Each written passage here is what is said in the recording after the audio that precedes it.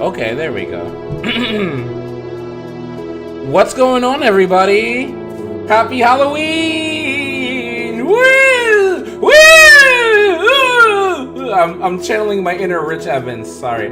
What's going on, everybody? Happy Halloween! It's your boy Shanghai20 at YouTube.com. I also simultaneously broadcast on Twitch because I, in fact, love to do this and I love to entertain everybody. It's kind of like my thing. I don't know. Don't question it. Don't question why I'm giving you all this primo entertainment. It's primo. Chef's kiss. Anyway, we're getting into something that we're gonna preference a little bit. We're gonna talk about it for just a few seconds before we get into it. I'm running super late, so I'm sorry about that. But basically, there's an awesome channel called the Exploring Series. I've been a fan of it for a couple of years now, more than a couple of years. When I stumbled into it one time. This guy does amazing stories. He's an amazing storyteller, and he primarily does things SCP related. Up until I found his series, never knew about SCPs. Never knew about SCP. Never knew about the huge stories surrounding them and all the crazy stuff that's going on. But when I got into it, it was like a rabbit hole, bro. It was a rabbit hole that I couldn't stop getting down because it was so good, and the way he told the stories were so well done that it made me want to look deeper and deeper and deeper into SCPs and the lore around it. So they're all like SCPs go from very scary, very surreal to very like kind of funny and off the walls. I always say that it's the modern day Twilight Zone, if you guys know what the Twilight Zone is. They're like stories that aren't necessarily horror stories, but stories that just like when you think about it, kind of creeps you out. So we're gonna watch a few of these. Some of them are really long. We're not gonna watch all those super long ones. I curated a couple that we're gonna watch, and then I might like do excerpts from other ones. But if you guys don't know what SCPs are, it revolves around this secret organization that tries to protect the world from they call them anomalies, but things that are so crazy, so scary, so fucked up that if you saw it or if you knew what would happen, it would change the world forever. And they're this really super secret organization that has a lot of powers to control like governments and society in general. They even have a machine that can literally wipe everyone's memory. And they call them memetics, and they will like wipe people's memory so they don't remember what things are. So like what I find creepy about them is that they talk to you, they tell you what's happening in a clinical sense, but when you think about what's clinically going on, it scares the shit out of you because they're talking about monumental things in a very clinical tone, and it's like scary. So like, Q, what's going on? Hell yeah, I love to. Yeah, have you, Bookie? Have you ever heard of SCPs? So we're gonna go into this one. It's called SCP, and that's the crazy thing about it. Every SCP has a file number because they're telling you when you read a story about SCPs, they're telling it to you like it was a story, like it was a file in the SCP files. So like when they tell it to you, they're telling it to you as they're going to, because the SCP Foundation isn't just like secret organization bad guys. They're scientists and explorers and like people that know a lot about their field. So it's like people know a lot about the field of things that don't exist or things that people don't think exist. So this one we're going to watch first is called, it's only 11 minutes long. It's called SCP-7933. And honestly, when I first saw this one, it was kind of funny. But when you think about what's going on in it, it's creepy as hell. I'm going to stop it a little time just to kind of reiterate things. But let's watch it, right? And let's see how it kind of is. SCP-7933. X is for crossing. Creativity and artistic expression is a core concept of humanity, with storytelling and artwork existing for tens of thousands of years. Being able to express ourselves through different mediums is arguably an essential part of our existence, and one of the major things that separates us from lower animals. SCP-7933 presents a scenario in which that concept of expression is gravely threatened, in a highly unlikely and unusual way. We might be able to exist without being able to freely express ourselves, but it's doubtful that we would want to. Let's take a look. Cheers. I'm drinking some... The article starts with a notice that due to the ongoing artistic singularity event brought about by SCP-7933, this article has been screened for potential narrative qualities. The threat of 7933 contamination has been determined to be 23%. The containment procedures mention that following the threshold containment ratio... Now let me just put it in terms of containment. SCP stands for Secure, Contain, Protect. So basically what that means is that this secret organization is trying to prevent the actual population from knowing what this is. Like, it's something like, it's so fucked up, but we can't let the public know, because when the public knows, it trashes everything. So the SCP Foundation finds these things and then tries to contain it. And again, these are scientists. This is on a high level of science. So they're doing, like, when you hear this like jargon in the middle, which honestly makes it more scary to me, is that they're trying to explain to you what the scientists and what their organization is trying to do to contain this. And it usually can't. They usually can't. And usually horrible things happen. So like when you're hearing this, the containment procedure, and that's what happens with most files, they're trying to explain to you how they're trying to keep it from going anywhere. So the threat of 7933 contamination has been determined to be 23%. The containment procedures mention that following the threshold containment ratio being met on January 29th, 2025, 7933 is no longer containable, and it's currently believed that the resulting artistic singularity event will achieve planet-wide assimilation by December of 2030. And you see, like, that's like clinical and calm. But when you're thinking what that says, when you're listening, what he's saying is they can't contain what's going to happen, and it's going to take over the world at a point they know it's going to happen at this point in time.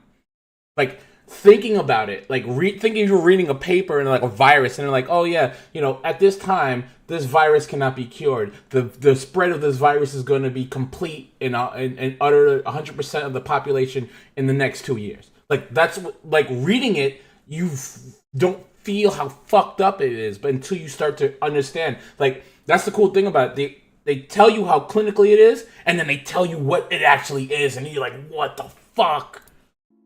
As such, containment efforts have been refocused into contingencies Deucalion and Pura.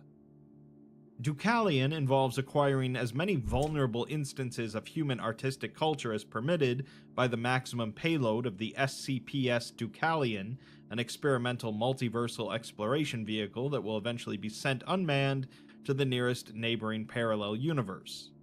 If the onboard sensors detect even minimal 7933 contamination aboard the Deucalion, the onboard nuclear warhead will detonate, and no further action will be taken towards preservation. Do you understand what that said? He said that the last contingency they have is getting the most artistic things they can get from this world, put it on a spaceship that can go to another universe to try to preserve anything we had. And if there's even a slightest hint of SCP-7933 on it, they would nuclear explode the rocket and never try to push out anything ever again and just let this world die. That's what that meant. Like, think about that. It's so crazy that we had to try to push our artistic vision of our world to another universe to try to save it from whatever this is. Like, and that's what I'm saying. Like, it's creepy because they say it so clinically. They say it so, not even matter of fact, like, scientifically. And the things that it says is like, oh, fuck. Pura, on the other hand, involves the inurement of humankind to the effects of 7933, primarily through amnestics. SCP-7933 is a self-replicating narrative contagion of unknown origin. Upon initial discovery in 2023, it was believed that it only affected VHS tapes, but testing showed that it affected any form of data storage that contains a story, with a beginning, middle, and end, including books, audio files, and live performers. When an infected instance comes within 100 meters of an unaffected story, the content of the story changes significantly to involve the characters being slaughtered by hundreds of angry mandrills, a species of large monkey. So just understand this. It's saying that anything with a narrative, a story with a beginning, middle, and end, is being infected by a virus that literally will make anything. Let's say you're watching Snow White, and you're watching Snow White, and all of a sudden Snow White out of everything goes, "Hey, are those a bunch of monkeys? What the hell?" And they kill Snow White. They murder her, and then they just in the movie now, looking at you, staring at you. Testing on a live-action VHS film, at a random point in the story, mandrills suddenly charge into the scene and begin to eat and dismember the cast. None of the affected characters make any attempt to defend themselves and only minimally struggle. In rare instances, victimized characters will look at the camera and say, "It was only a question of when," or "This is what we deserve for not being monkeys." In an animated film, at a random point, the screen will suddenly freeze, and the camera will pan away to reveal an animation studio that is currently under attack by vicious mandrills. During a recording of a song, assuming the song has or implies a narrative, the song will be randomly interrupted by the sound of a mandrill attack. In books, both fictional and non-fictional, the book will be divided into 2 chapters, with the first comprising 1/3 of the original text and titled "The Part Before the Monkeys Came."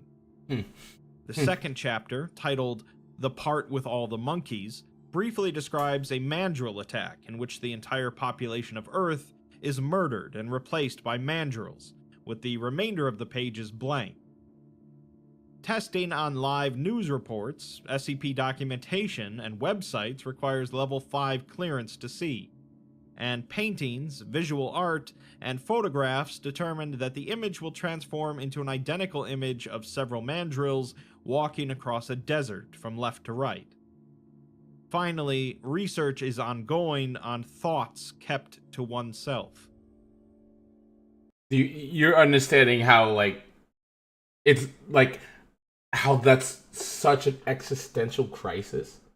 Anything, a picture you drew by yourself about your mom holding holding up a picture of a flower.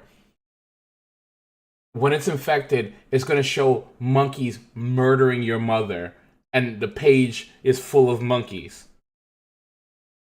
And they just said that they're testing it on thoughts to yourself, in your own brain, thinking something, and then monkeys attacking you in your brain. Think about how fucking crazy that is. If any of the affected video instances are played from the beginning, a 10-minute film plays with the title card reading "Monkey Crossing," and during the film, 4,920 mandrills walk from the left side of the screen to the right. The backdrop varies, but will usually resemble either a desert or a scene from the film prior to 7933 contamination. Revisited audio files will be silent, save for the sound of several hundred mandrills breathing. On May 5th, 2024, during the initial waves of the 7933 narrative pandemic, a performance of Rigoletto at the Lyric Opera of Chicago was suddenly interrupted during the first act by new material, sung without orchestral accompaniment. Although the libretto and sheet music used by the cast had also been affected, the cast had not rehearsed this before. It's noted that no real mandrills appeared during the performance, and every physical reaction of mandrill attacks was pantomimed. During the scene, Rigoletto suddenly enters in a state of dishevelment, exclaiming, "God help us all, they are upon us, the monkeys." The Duke states to have mercy on his poor jester, for he has gone mad, as there are no monkeys in his court, and the other characters laugh it off. Then Rigoletto exclaims for them to behold, at which point the other characters see the monkeys, and the chorus remarks, "What horror!" The Duke then states, "They leap upon my throat with rapid stride. See how the blood gushes from my neck like a fountain. Oh, I am dying. Dying feels worse than sleeping with my courtiers' wives. But alas, that is what I am doing. What cruelty! I am very dead." The chorus continues to exclaim the word monkeys, as other characters flatly state how they are dying and having their arms torn off by monkeys. All of the characters promptly die, and the curtains close. Following the performance, the entire cast had fallen into comas, with only one actress being responsive to rescue efforts, claiming that she cannot move for the monkeys have torn out her heart. We're then provided a note from... Bro, are you understanding what that means? They're performing a play. And in the play, the monkeys are attacking and killing people, and their fucking actors are playing it out, even as they're dead, saying, "I'm dead." Like, how fucking crazy is that? You know what I mean?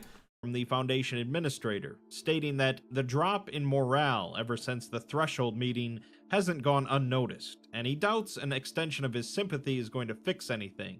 But even those among them that laughed off 7933 as that Don't say that silly shit. monkey thing have begun to feel the misery of the contagion's impact.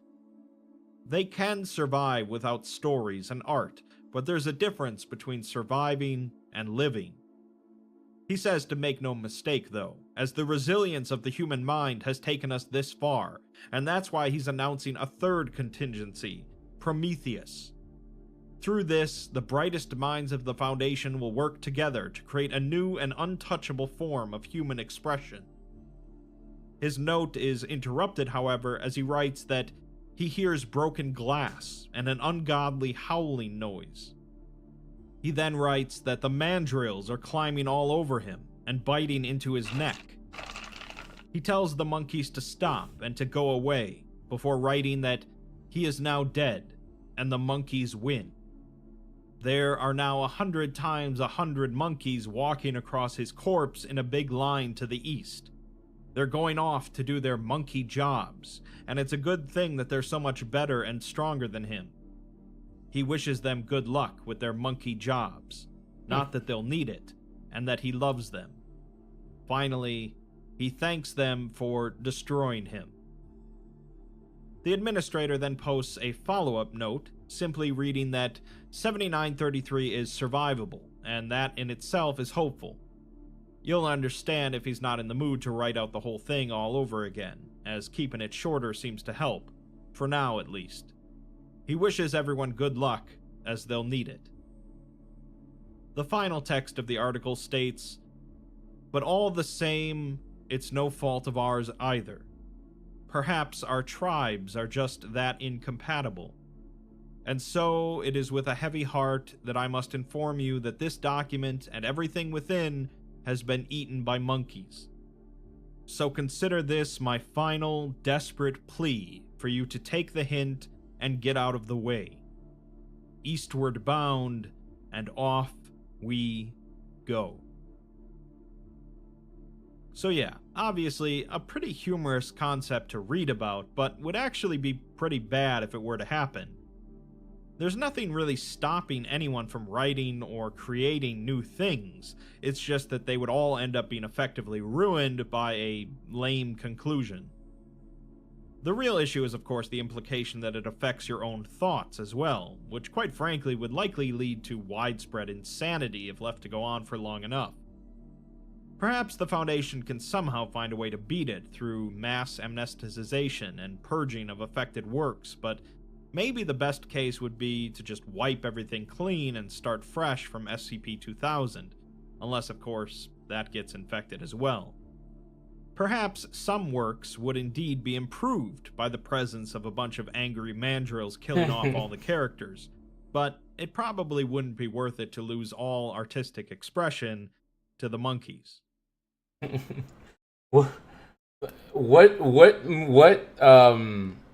movie or show would you guys want the monkeys to destroy? Honestly, I love that story. Just because the fact of the matter is, it seems very innocuous, very not that big of a deal. But when you think about it, when you literally think about it, it's terrifying. It's terrifying. And he was at the end. You heard him. He was writing the letter, and then he was almost writing as a monkey, like the monkey was writing it as he killed him theoretically. So if they walked in his office, he'd still be there, but he'd be laying on his table like he was dead. But he wouldn't be dead. He'd probably be still breathing, looking at you, and everything else. But he's going to pretend to be dead because of the fiction that he wrote. Like it's such a twisty kind of fucking thing. Like that's the thing about SCPs. SCPs aren't all just about horror. It's about twisting someone into like it's like a twisted story. I don't want to go into any of the hugely long ones because there's some that are like hours long, and I don't mind doing that, but like I want to also do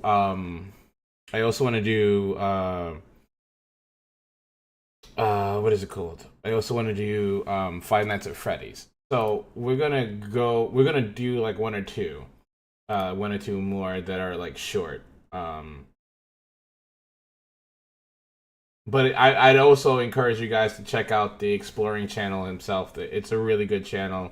I really do enjoy his work. He does an incredibly great job in telling stories. If you guys can't tell from his voice already, his voice is fantastic for this kind of stuff. It really, really is. He just put out a story of the thing on a doorstep by H.P. Lovecraft. He does a lot of readings from H.P. Lovecraft. I mean, I would read some of those. I mean, I've listened to this dude talk about everything. That's why I'm actually into like Warhammer stuff, is because of the Exploring channel, because he broke down all the gods. He broke down all the Primarchs, which is like what made me even think about doing SCP stuff like at all. Like it was like he's incredible. He's so good. Let's see.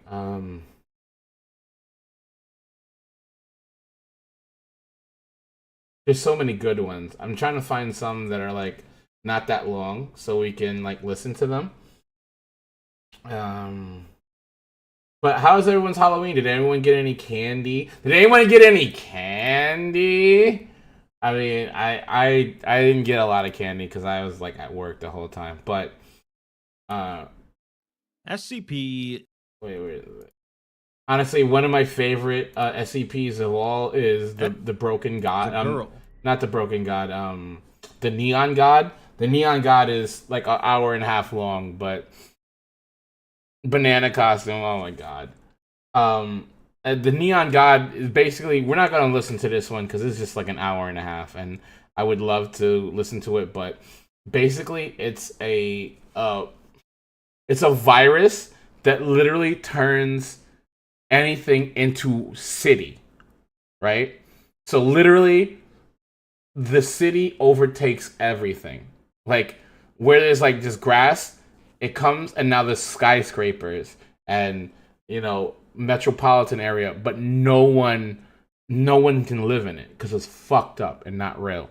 If you want a fun one, I'd say check SCP-999. We'll take a look. This causes Hartlepool to stand. For his turn, he says that he was born in Idaho. But after some hesitation, she says that he was born in a place like Idaho and would become Idaho, but was called something different. He says that she's a natural, but she wonders, if everything is a game of chance, what does that imply? She begins to ask what the meaning of life is, but he says that they're not children. The meaning of life is whatever you want it to be. You are who you are because of the luck of the draw. Enjoy yourself and hold on to the good moments while they last. She says that that's only comforting to the people who are experiencing good moments. She met someone who lived on a mountain and thought the entire point of being able to see the multiverse and every possibility was to find God. He responds that if you found God, another set of realities would be formed where you didn't find God. The multiverse isn't the end of the line. Just as every decision in a universe creates a new universe, every decision in a multiverse creates a new multiverse.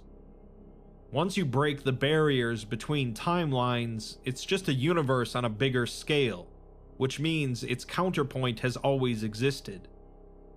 Mirrors upon mirrors. He asks what else could there be? As their neon god will cover all of the multiverse, the world will be as one. And then another multiverse will come to mirror it, where the neon god never existed. I'm not gonna lie to you. You're good call, Cube. That one actually scared the fuck out of me when I first watched that one. The fucking Infinite IKEA. Oh my god, this one. Yeah, dude, we're watching this one. This one's it's only 9 minutes long, but it's amazing. This one literally scared the shit out of me. Literally, thank you so much for bringing this one up, Cube. This one literally did scare the hell out of me when I first listened to it, because it was so fucked up. SCP 3008. A perfectly normal, regular old IKEA. There are things that are horrific because they are inexplicably alien to us, such as eldritch creatures from other planets or dimensions. And then there are things that are horrific because they take something familiar or ordinary and distort it into something nightmarish, such as being murdered in a park. The SCP universe, of course, contains both of these concepts, both the alien and the familiar, but there are also plenty of things that blur that line, such as SCP-3008, an infinite IKEA store. For those that have been inside one of these large, interesting buildings, the idea of being lost in one is something that isn't that far-fetched. But making the space infinitely large puts this concept on another level. There are, of course, other anomalous things at work in SCP-3008, but let's go through this report one step at a time. SCP-3008 is an IKEA-branded building, currently owned by the Foundation, and all roads leading to or passing by the location have been redirected. No one is allowed to enter the building without permission by the senior researcher. Any humans seen leaving the building are to be detained and debriefed, and any other entities leaving the building are to be immediately terminated. The first anomalous effect occurs when someone enters SCP-3008 and moves out of sight of the entrance doors. The subject will find themselves seamlessly moved to an alternate dimension, often without them realizing. This dimension contains the infinite IKEA space, so far calculated to be at least 10 square kilometers, but at the least far greater than could be contained in the 3008 building. Entering the 3008 building through any entrance other than the front, or breaking through the exterior walls, will enter into the normal IKEA interior. At times consistent with the normal opening and closing times of an IKEA store, the overhead lighting will turn on and off, creating a sort of day-night cycle. While there are a number of exits located in the dimension, they move around seemingly randomly, and it's believed that these exits can move even while being watched by an individual. SCP-3008 contains an unknown number of humans that entered the alternate dimension before the Foundation managed to contain the building, and have so far been unable to escape or be rescued. Additionally, SCP-3008 contains a large number of anomalous humanoids, dressed as IKEA employees and possessing no facial features. These entities have exaggerated and inconsistent bodily proportions, being too short or too tall, and during the day cycles of SCP-3008, they wander through the environment, unresponsive to questions. At night, however, they will act extremely hostile to any humans in SCP-3008, attacking them while saying variations of, "The store is now closed, please exit the building." So far, 14 individuals have escaped SCP-3008, and one instance of these humanoids has come out, chasing a human. The individual was killed by the entity before security managed to terminate it, and the man was carrying an IKEA-branded journal, the contents of which I will summarize.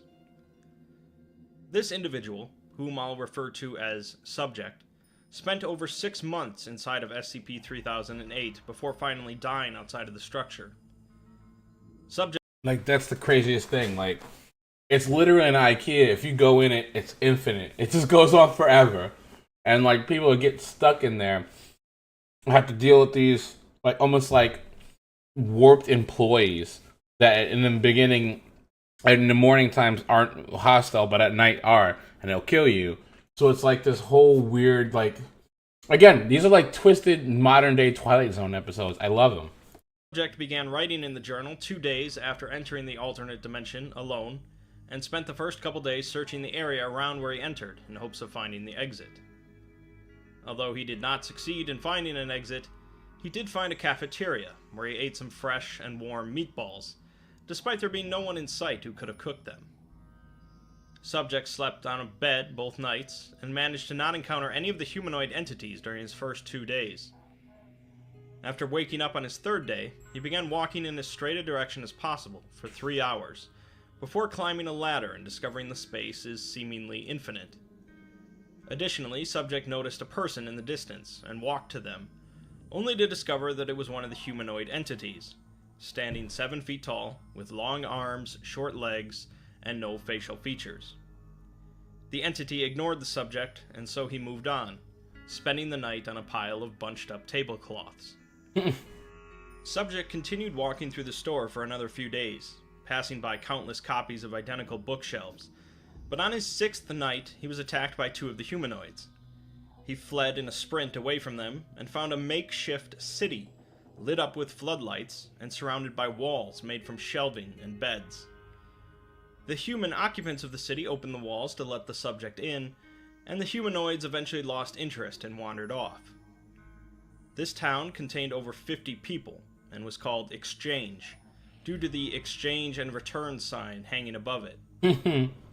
During the day cycle, people go out to search the store for food, water, and other necessities, and at night everyone stays in the city to avoid the humanoids. Apparently, at certain times, the shelves and cafeterias restock in some way, but food and water still have to be rationed. The subject learns that there are an unknown number of other cities in the store, some with more people, and some with less, and some people have been stuck in the store for years. The concept of finding an exit and leaving is merely a rumor to most trapped inside, and plenty of them have given up trying entirely. Subject spends a large remainder of his time in SCP-3008 at Exchange, building a rapport with the other inhabitants, and going on daily foraging trips. I'll put it this way also, like every one of these stories has a deeper story to it. So if you're ever interested in any of the SCPs, there's actually an SCP wiki that literally has all the stories. And there's other people on the internet that actually tell these stories, because there's actually a story that actually talks, like reads the journals verbatim. Like they'll read the stories as they're told. And I've actually heard this story too, told from that guy's perspective. It's a longer story told from the guy who's writing this journal. It's like in his voice and talking about his own journey through it. As this guy, as the exploring guy, is kind of like bridging it. It's even creepier when you read it from like the actual personal experience of the person. Oh. And at night, everyone's... The concept of finding an exit and leaving, building a rapport with the other inhabitants, and going on daily foraging trips with them. He finds a wooden tower miles away that reaches the ceiling, and also finds a telephone, but a voice on the other end merely spoke random words continually. At some point, Exchange was attacked by a group of 20 or 30 humanoids, who attempted to tear down the makeshift walls with their hands. Subject learns that this happens regularly, and they have crafted what weapons they can to fend off the humanoids. The humanoids don't seem to bleed, but go down easily enough, although the townspeople have to move the bodies away from the city, as the dead seem to attract more entities. The humanoids seem to be entirely composed of skin, or a skin-like substance, with no muscles, bones, or organs, at least when they are dead. Eventually, a dozen people arrive at Exchange, who reveal that they are survivors from another town named Trolleys. The town was ripped apart by the humanoids, which left roughly 100 dead. People continued to trickle into Exchange, newcomers to SCP-3008, and the humanoids continued to attack the town once or twice a week. Subject reports seeing a quadcopter fly past, which lines up with the Foundation's first drone test into SCP-3008, but other people in Exchange recall seeing a quadcopter fly past months prior. After having a discussion with other people in Exchange, Subject learns that some of the other people possess severely different knowledge of the outside world, including no knowledge of the International Space Station or the Statue of Liberty, and believing a different person to be the Prime Minister. So yeah, they've been in there for a very long time. SCP-3008 pulls people from multiple parallel dimensions, which would explain why so many people could go missing in an IKEA. 6 months after arriving in SCP-3008, Subject is keeping up the same routine in Exchange, with occasional visits from other towns, but the attacks from the humanoids have grown worse. At a certain point, the attacks occur nearly every night, before finally Exchange's wall is destroyed in an attack, and the townspeople move on in hopes of reaching another city called Checkouts. It's believed they're all basically the signs. Subject got separated from the group while they were being chased by a humanoid, and found an exit. As mentioned before, the humanoid managed to chase the subject through the exit and kill him. SCP-3008 is not a tale of horrific monsters or mind-warping terrors, but it is an entertaining example of the sheer strangeness of the SCP universe. SCP-3008 likely won't keep you up at night with feverish nightmares, but the combination of familiar reality and inexplicable mystery makes this one among the most interesting of SCPs. It's true. Very interesting. And this is an older one, before he got a good mic. Right, some of the new ones have like a crazier mic. We're gonna listen to it a little bit.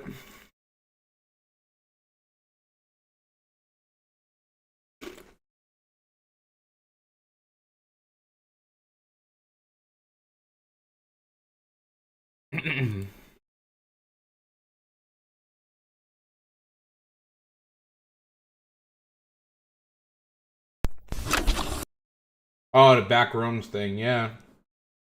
I mean, I actually asked permission from the guy, the exploring guy, so I don't know if I'm even, like, if I actually play anybody else's stuff, what's gonna happen, whether they get copyright striked or not. I literally emailed the dude. He was super awesome to let me, like, watch this stuff on stream. So we'll take a look at it after we watch, like, maybe a little bit of this one, because this is like 30 minutes. We're not gonna watch the whole thing, but the beginning of this is super creepy, and I definitely want to check this one out. But I'll take a look at it when you have to.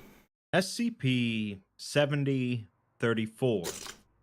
A is for aerials. Plenty of SCP articles take inspiration from mundane scenarios amped up to 11 to make a sort of relatable horror. Anyone that's been to an IKEA can understand the vaguely humorous and disquieting horror What's of going on? SCP-3008. It just works. Anyone with a fear of the ocean can become easily horrified by concepts such as SCP-3000. And anyone with a fear of dying could certainly become uncomfortable by SCP-2718 and its implications. 2718. SCP-7034 takes a very mundane scenario, being stuck in traffic for an extended period of time, and ratchets up the horror of the experience. This one is crazy. SCP-7034 is an extra-dimensional space of indeterminate length, unverified composition, and unknown features. According to the sole account that the Foundation has of the space, from senior researcher Richard Battaglia, it resembles a controlled-access interstate highway containing a single stretch of paved road with 8 lanes cordoned by guardrails on each side. Other features, including those present beyond the guard railing, are indiscernible due to a heavy smog laying over the area. Electronic signals, such as cellular service and internet access, seem to be impeded inside of the space. The space is highly congested with traffic, with all lanes occupied by a variety of vehicles, and the length of this congestion, including its endpoint, is unknown. Attempts to identify these vehicles via license plate number... Like, do you understand what he's just saying? It's literally a stretch of highway that goes on forever, and everyone is stuck there, bumper to bumper, all the way. I can't imagine. I would go absolutely insane if like when I first watched this, I was so jumpy to ever get into traffic again. Like, this fucked my head up when I first watched this one. I'm not gonna lie to you. Numbers have been met with varying degrees of success, with a number of them aligning with missing persons reports, although some are geographically disparate from the supposed access point to the space.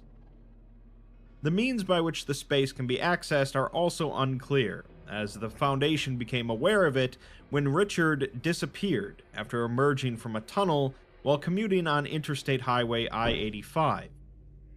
He established contact with the Foundation. The Highway of Infinite. We just watched the Infinite IKEA. A paratechnical one-way communication device after suspecting that he was inside of an anomaly. He first sends a test message to confirm the device is working, and then states that he is senior researcher Richard Battaglia of Area 179's Department of Containment. He says that he's not sure who at the mothership is going to be receiving this, but it seems they can stop making fun of him for lugging around this emergency kit. If this is just an ordinary traffic jam, they can disregard the message and laugh at him as much as they want after he's back, but he's not sure where he is. He's on his way home for Christmas, and he guesses that he's an hour past the state lines of Georgia when he got out of a tunnel and rolled up to a detour. He's been stuck in traffic for what he guesses to be 10 hours now, but 10 it's hard to tell hours with the fog. Holy shit. They're moving forward, but barely, and he's already urinated into a bottle twice so far. A truck horn is heard in the distance, and he mentions that he came off of exit 242 on I-85 before ending the message.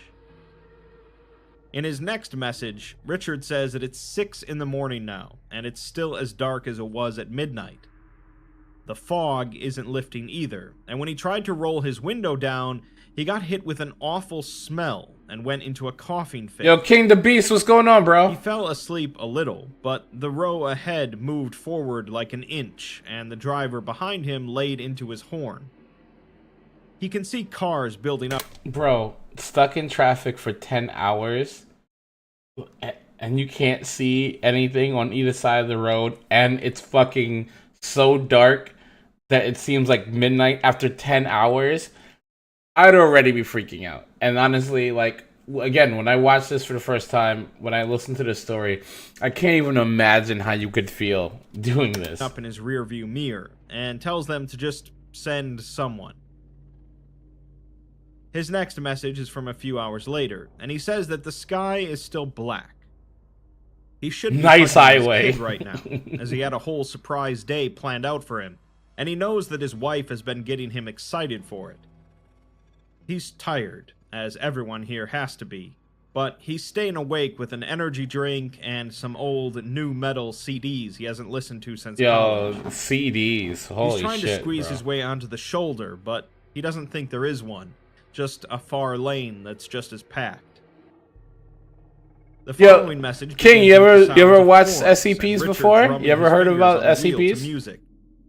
He mentions that someone just got rear-ended, as they probably fell asleep, but he's moving forward now.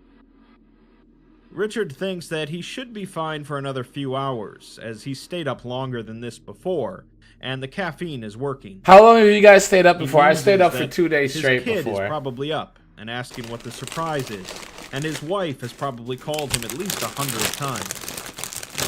He trails off as he remarks on how much his legs hurt. His next message starts with him coughing and swearing, saying that he can't even step out of the car as the exhaust fumes are everywhere and overwhelm him. Also, as soon as he barely opened his door, the drivers behind him flipped their lids and started honking and waving him back. He punches his steering wheel and groans, asking how this is fair. He's on his way home on a break after a year of nothing but paperwork, and he can't even spend time with his family. He doesn't know what to do, stuck like this without food or water, as he has no field experience, and can't even turn back if he wanted to. He begins to hyperventilate, and his breathing becomes labored as the message ends. The next message comes the following day, and Richard apologizes for whatever he sent last night, as he forgot what he said. It's been 2 days now on the dot, and he's living off of a sip of water every 6 hours, with no clue what anyone else is doing to survive. He hasn't slept more than an hour without someone laying into their horn, and it's all they seem to care about. We're gonna move on from this one, but like literally, there's another dude called the Vogan. The Vogan does a lot of great work, and he does a lot of SCPs too, except he does them a little more personally. So like when we listen to the Vogan's one, he's actually talking in that guy's perspective. So like as the Exploring series, he's like talking about it as the journal entries. This is talking from that guy's personal experience. So I'll just give you a few tastes of that. Pissed in a bottle twice already. I'm about half a tank full, so I should be good there.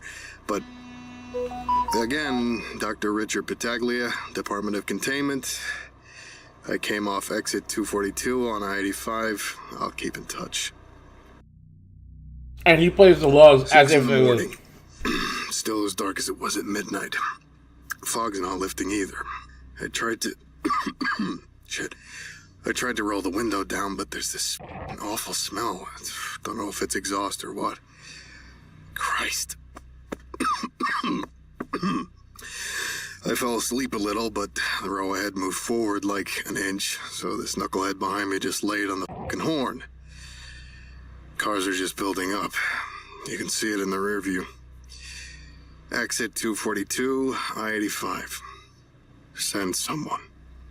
Like, honestly, I watched the Vogan's videos and I watched the Exploring series. The Exploring series talks about it in like broader terms, and the Vogan actually goes into like depth into the story in terms of like you're hearing it from the person's actual logs. It's like it's like audio logs. He'll actually play the audio logs of the person going through the experience, which, as you can tell from the other one, the Exploring series will talk about what the logs say.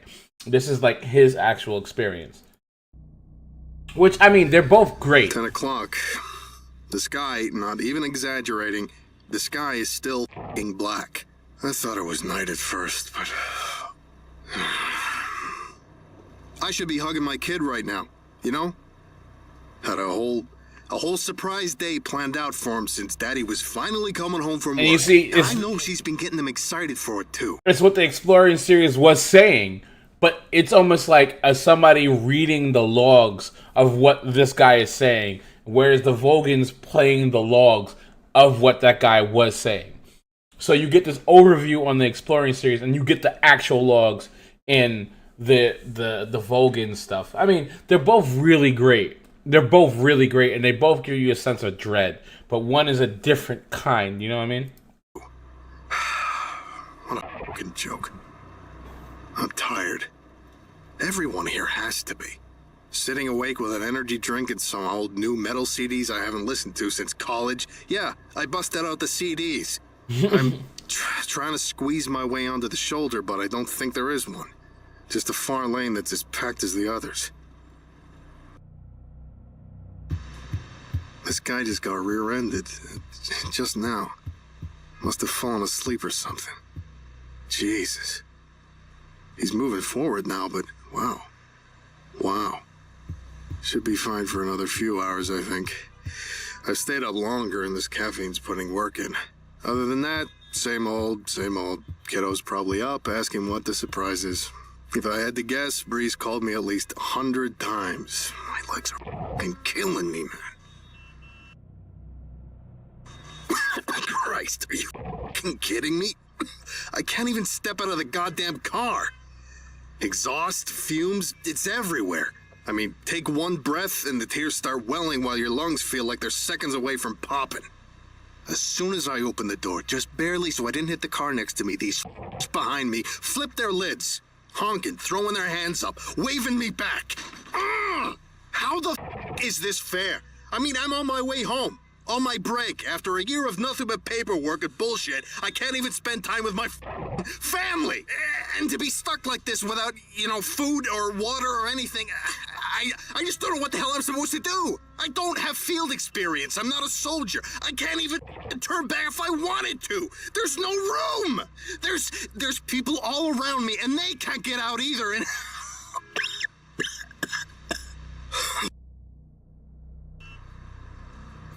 sorry about what I think I sent last night. I forget what I said, but it's been 2 days now, on the dot. I'm living off a sip of water every 6 hours. No clue what anyone else is doing to fuel themselves. Haven't slept more than an hour before someone lays on the horn. It's all they seem to care about, just moving forward. The part of this that really f***s me up is that if we all stepped out, we'd be able to communicate with one another and maybe figure something out. I don't know, I've never talked to people, organized things.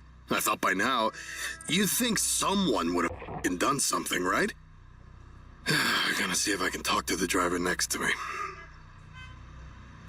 Like, think about that, guys. Think about being stuck in a traffic jam for 4 days, and it doesn't, like, you look outside and it doesn't even make sense. Like, you know what I mean? Like, you look outside and it's like, there can't be possibly where you were. You know what I mean? It can't be possibly anything but something completely different than where you were. How terrifying alone that would be. SCPs are chosen a class by how easily they can be contained. Yeah, exactly. Sounds of a window rolling down. This is SCP. This is a Keter. Keter class means that it's dangerous. Are heard. For the next 10 minutes, wind, horns, and engines are heard above the sound of Battaglia speaking to another individual. The audio is largely irrelevant or indiscernible. The window rolls up. Don't know if you got that, but been shouting through the windows for the past few hours, rolling them up and down every few minutes to offset the smog. Guy next to me is named Michael. Older guy. Got here off a different highway entirely. I-70. I'll get you his plate. Hold on. So, we're planning something. I'm in the lane furthest to the right. And if I was are you tricking right now? Talk to the driver next to him, what's your best candy that you got? Did you get any good candy, like king-size candy bars? That are willing to get out of their cars, Mr. right? Penguin's great to see you, maybe bro. If we all stop, the lane behind us will too. Or they won't, and they'll run us down the second the doors open. Worst case scenario, I have a gun. I just need this to work. I'm starving. Reese's, honestly, I'm not gonna lie, Reese's is my shit. I'm scared. Bree's probably 6 king size? Yeah, it's not like big, you can tell her what's happening. big fucking spender, my dude. We just need this. What is everyone's favorite candy? So, Michael got through to the person next to him, and they're getting through to the car on their left. We might be able to pull this off. If this is my last message, I'm either a pile of guts on the road, or I died of a pulled muscle after sitting in my car for so fucking long. But it won't be, because we're getting out of here. I'm not a huge fan of Almond Joy, honestly. I don't like coconut candy. Wow, that went better than I expected. I'm laying down in the back seat right now. And finally. I'm figuring out where to start. Reese's is my shit. I hopped out of the car as soon as we... Now, do you like Reese's Pieces or Reese's Cups? Cups and Pieces are two different things. For me, I like Cups better than Pieces. We stopped, gun in my pocket. Immediately, the idiot behind me slammed on the horn. But they cut that out when they saw Michael open his door too, and the woman next to him, and the one next to her. And then eventually, everyone in our row was standing in the road. Fumes choked the hell out of all of us, and it's f***ing scorching out there too. But no one got back in. Cups. Then that row behind us funneled out. Ordinary people. Each of them just as scared and tired and unwashed as the rest of us. That was a major relief, honestly. I was half expecting monsters or something. We weren't able to stay out in the open for more than 10 minutes. First drink, Some go on. folded in less. The air's too much. But we did organize a plan. Cups are If we better, wanted to but move Pieces forward, has its they qualities. did so, kept Let me put it trucking. this way. If you get a McFlurry from McDonald's, you definitely want to get them Reese's Pieces. That shit crushes up real good. Okay. The rest of us set our cars up. So you get it. This is the story of like infinite shit. I'll tell you. We'll go to the very end of it. Wait, that's another car. I'm gonna make it up to you. I promise.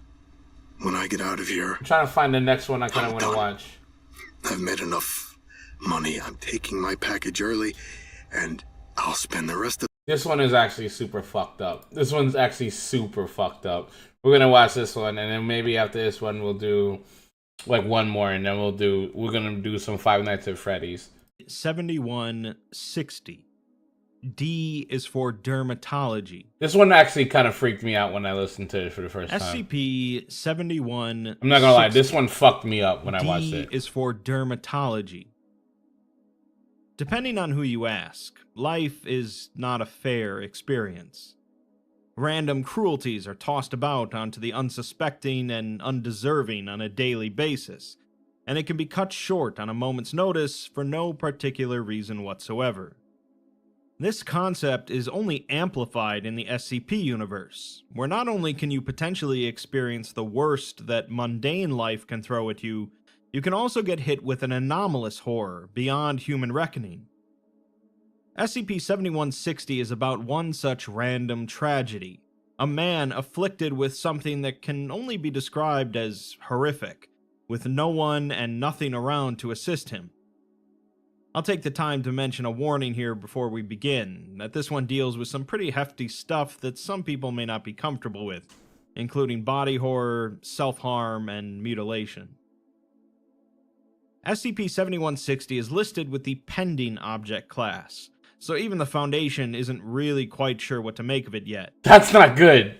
That's not good. 7160 is the corpse of a 24-year-old adult male. Take it easy, man. As John McAckler, who on July 9th, 2022, was submitted to the Genevieve Health Institute after sustaining life-threatening and self-inflicted injuries across his body. These injuries included deep lacerations across both arms, open wounds along his torso and waist, a dislocated ankle, and a complete avulsion of the other foot, bleeding gums and extreme jaw damage from excessive teeth grinding, first-degree burns, severe poisoning from cross-contamination of chemical and cleaning products, an empty eye socket, and avulsion of all of his remaining nails. His nails are ripped off. Operations were enacted to save his life, but he was declared deceased after 16 hours, with the cause of death undeterminable so far. Anomalous influences, however, have been presumed since the recovery of John's personal phone. The first addendum of the article contains a long list of all of the various materials on John's phone that point to an anomalous issue, starting with his notes. His notes are addressed to an individual named Shelley, starting with him stating that he still doesn't feel better. He tried the breathing exercises she recommended, and the toe-clenching trick whenever he felt the urge to scratch, but they did absolutely nothing. He just had to rush himself to the ER for a second time this week, and they took one look at him before rushing him inside for treatment. The doctors were picking scabs and dead skin off for hours before lathering him with enough lidocaine to paralyze a horse. They told him that if he scratched any more, he'd be shredding into the actual bone. He knows that Shelley is just trying to do her job, and she's not his doctor, but can't she please do something about this? In the next note, John writes that he woke up this morning to a 3-inch millipede crawling inside of his mouth, and could feel its shell swishing around in his spit, and the dry taste of wriggling little legs crawling along his tongue. He actually felt like he was going to retch when it started rubbing against his gums. He had to rush to the bathroom and puke everything out, and grabbed some pesticide in case he needed to hose something down the sink. Of course, nothing came out, just retch and mucus like always. He's sure he has the vomit caked outside of his mouth still, but frankly he doesn't care enough to clean it. It's not worth standing in front of a mirror trying to scrape it all off, as the last thing he wants to find is a tapeworm inside of his eye somewhere while he's wiping his face. Ugh. In another note, he tells Shelley that he really can't take this anymore, as he's constantly suffering. His coworkers keep telling him to stop biting his nails at work, as it's not hygienic, but they don't understand that he's doing it for a reason. At least the nurses stopped giving him weird glances after he started coming in for burns instead of claw marks. He had to add another few days off from last week's schedule. Everything was fine until he saw the fire ants crawling underneath his skin. And it got so bad that one of the security guards had to restrain him with handcuffs again. Still, he managed to get the rest of them off of him, with a bit of biting and some uncomfortable wriggling, but he thinks their guts are still stuck in between his teeth somewhere. Ugh. This is yet again another reminder to give this note to Shelley when he sees her again, as he knows that she'll take care of him, like the angel she is. In the next note, he opines that all of the other therapists that he's met don't know anything, as they literally told him that writing about all of this would actually help. About how addressing your problems can help you fight them or whatever. He was ready to believe that garbage, as they just wanted to help, and he wanted nothing more than to stop the itching and to finally wake up without blood seeping down his arms. Have them in his skin too. As of course, it's not that simple. He still wakes up to the same feelings and urges that he's always had, and he swears it's inescapable now. He can't even so much as think without feeling a random urge to swat away spiders crawling up his legs, going inside his nose. That's not even including all the time. I'm sorry, I hate spiders! Oh, God! That would fuck me over if I felt like there's like spiders crawling up my legs all the time. I'd fucking lose my mind. I'd literally, chat, I'd lose my fucking shit. I would lose it. I would fucking lose it. He's looked through his clothes and saw the countless fleas and ticks nesting in the fibers. Ugh. This can't continue, and he has to do something. I'm not gonna lie to you. I'm gonna tell you a story. I'm gonna tell you a story real quick. I to this day, I scratch my head a lot. And when I was a kid, I scratched my head a lot. And my mother would always tell me, stop scratching your head. Like, you know, stop it. And, like, I felt like a bump in my head. And, like, I would always scratch it. I would try to, like, pull the scab out. I'm that kind of guy. I'm not going to lie to you.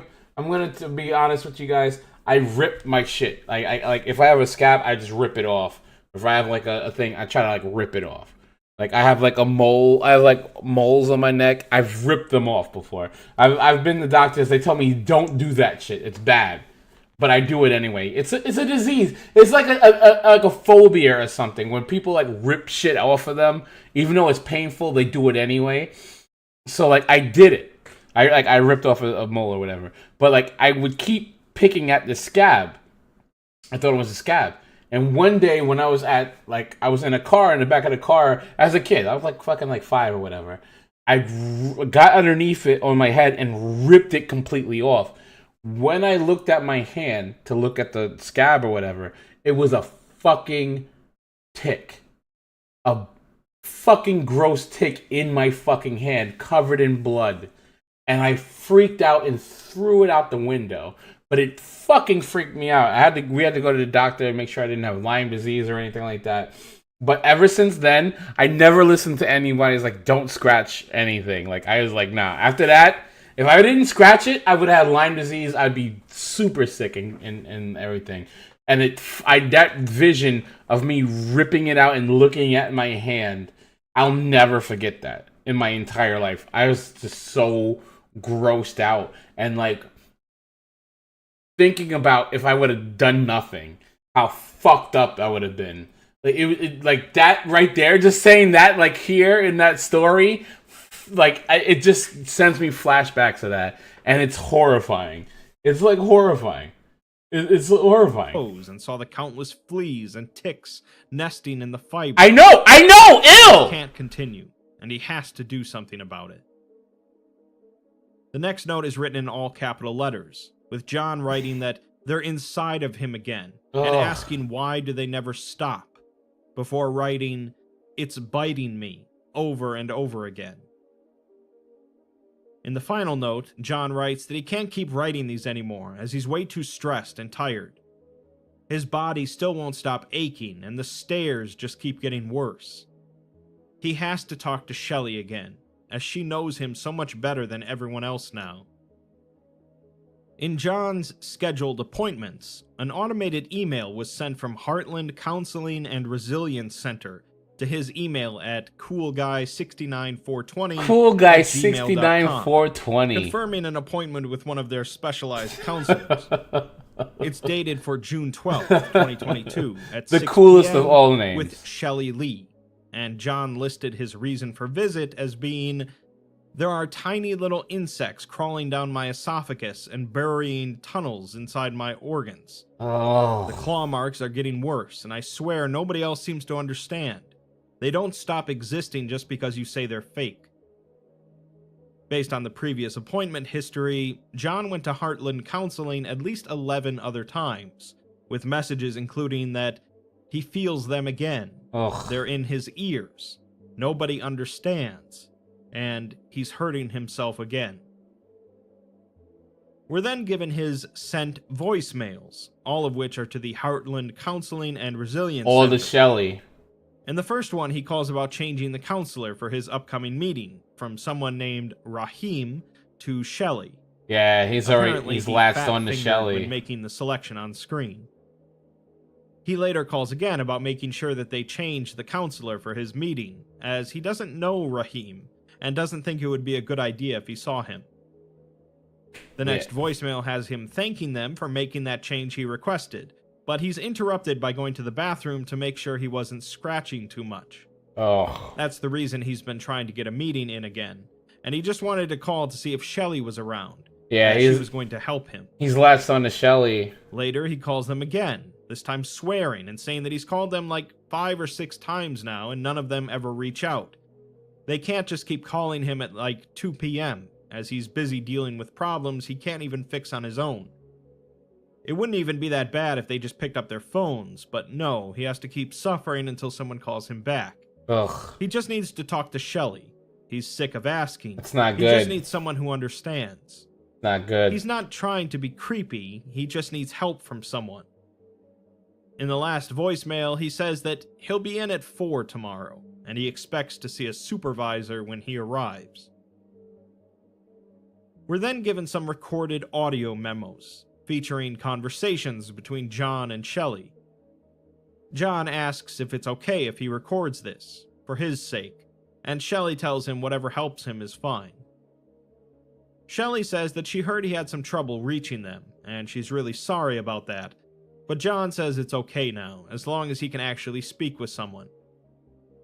Shelley says that she was looking at her record again, and saw that he scheduled this because he's feeling his symptoms again, and asks if he's been taking the medication prescribed to him. He says that he has, but it's not working. When she asks how it's not working for him, John begins yelling in incredulity, asking how can she not see them, as they're everywhere now. He says that he's showing her and scratching them off right now, but she tells him to calm down, as she doesn't see anything. She'd like to help, but she needs him to try and calm down if he wants to continue. So no one else can see the bugs that are on him. Shelley then says that they should take a quick break, and steps out of the room. When she comes back, John thanks her for calming him down, and asks if she really can't see them either. She says that she can't, and she won't be able to. She asks him how they exist to him, and what they appear like. He says that he sees them as many things, often ants, large ones with big meaty jaws. Sometimes he sees spiders and worms as well, but really the worms only appear in the light, right underneath his eyes. Oh! He asks if it hurts. Oh, underneath his eyes! And he doesn't really know how to explain it. It depends on his mood, or what he's seen. I don't know how you can be calm when you think you see worms underneath your eyes. Think about that statement. Because I have to use the bathroom. I literally killed a whole 6 can of drink. Give me 10 seconds. Actually, yeah, listen. And spiders hurt the most, especially when they bite down. Shelley asks if this is separate from his injuries, and if he feels this pain even in spots where he's not hurt. John replies that he doesn't know, and after a brief moment of silence as Shelley goes through some papers, she asks if he sees them right now. He admits that he doesn't, as it's hard for him to find them when he's actively looking sometimes. She then says that they'll pause again and steps out of the room. When she returns, she tells John that she can see that he's bothered and asks if he can explain why. John sighs and says that he's living a life where everyone tells him that his mind is wrong. Everywhere he goes, everything he does, it's always the same. He knows his reality is real, and he knows that what he sees aren't just illusions, as he's never not been able to trust his eyes.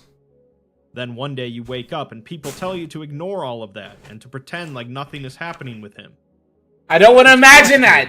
And exhausting. I don't want to imagine that. Attend these appointments of making notes in his phone to keep his thoughts away from the slugs and centipedes crawling up his nose. Oh! He's then interrupted mid-sentence as he points out that there's something between his index fingers, about the size of his palm, brown and clinging to the side of his finger.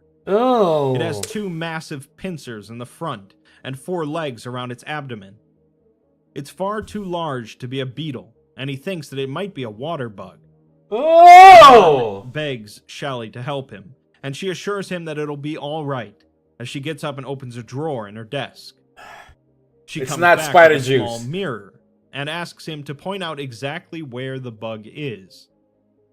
When she holds up the mirror to it and asks him if it's reflecting in the mirror, he stops talking. She says that this is what she's seen right now, and there's no bug there. When she asks if he sees one in the mirror, he hesitates and pauses and says that he doesn't see it anymore. He sighs in relief and asks how she just did that. We move on then to John's text messages, starting with messages shortly after that last appointment. John is texting Shelley for the first time, and he thanks her for the help today, as whatever magic she did really worked. She asks if he's taken his medication, which he has, and tells him to let her know if he needs anything else. He says that he does, and pictures asks look how so did crazy. she know that the bug would disappear. She admits that she didn't know that it would, and had no idea what would happen, but she's glad it helped. John asks if there's a more permanent solution. That's not a for good the sign. bugs, If you as don't would know make how to easier change it, sleep. it's gonna make She it. tells him It's that like the dependent on medication will it. help as long as he's taking He's like it. gonna be dependent on her. He says that he really did take it, but he's not so sure. Later, John texts her again, saying that he knows she's working, but there's something on his mind. Back in the session, she asked him a question and he never got to finish his answer.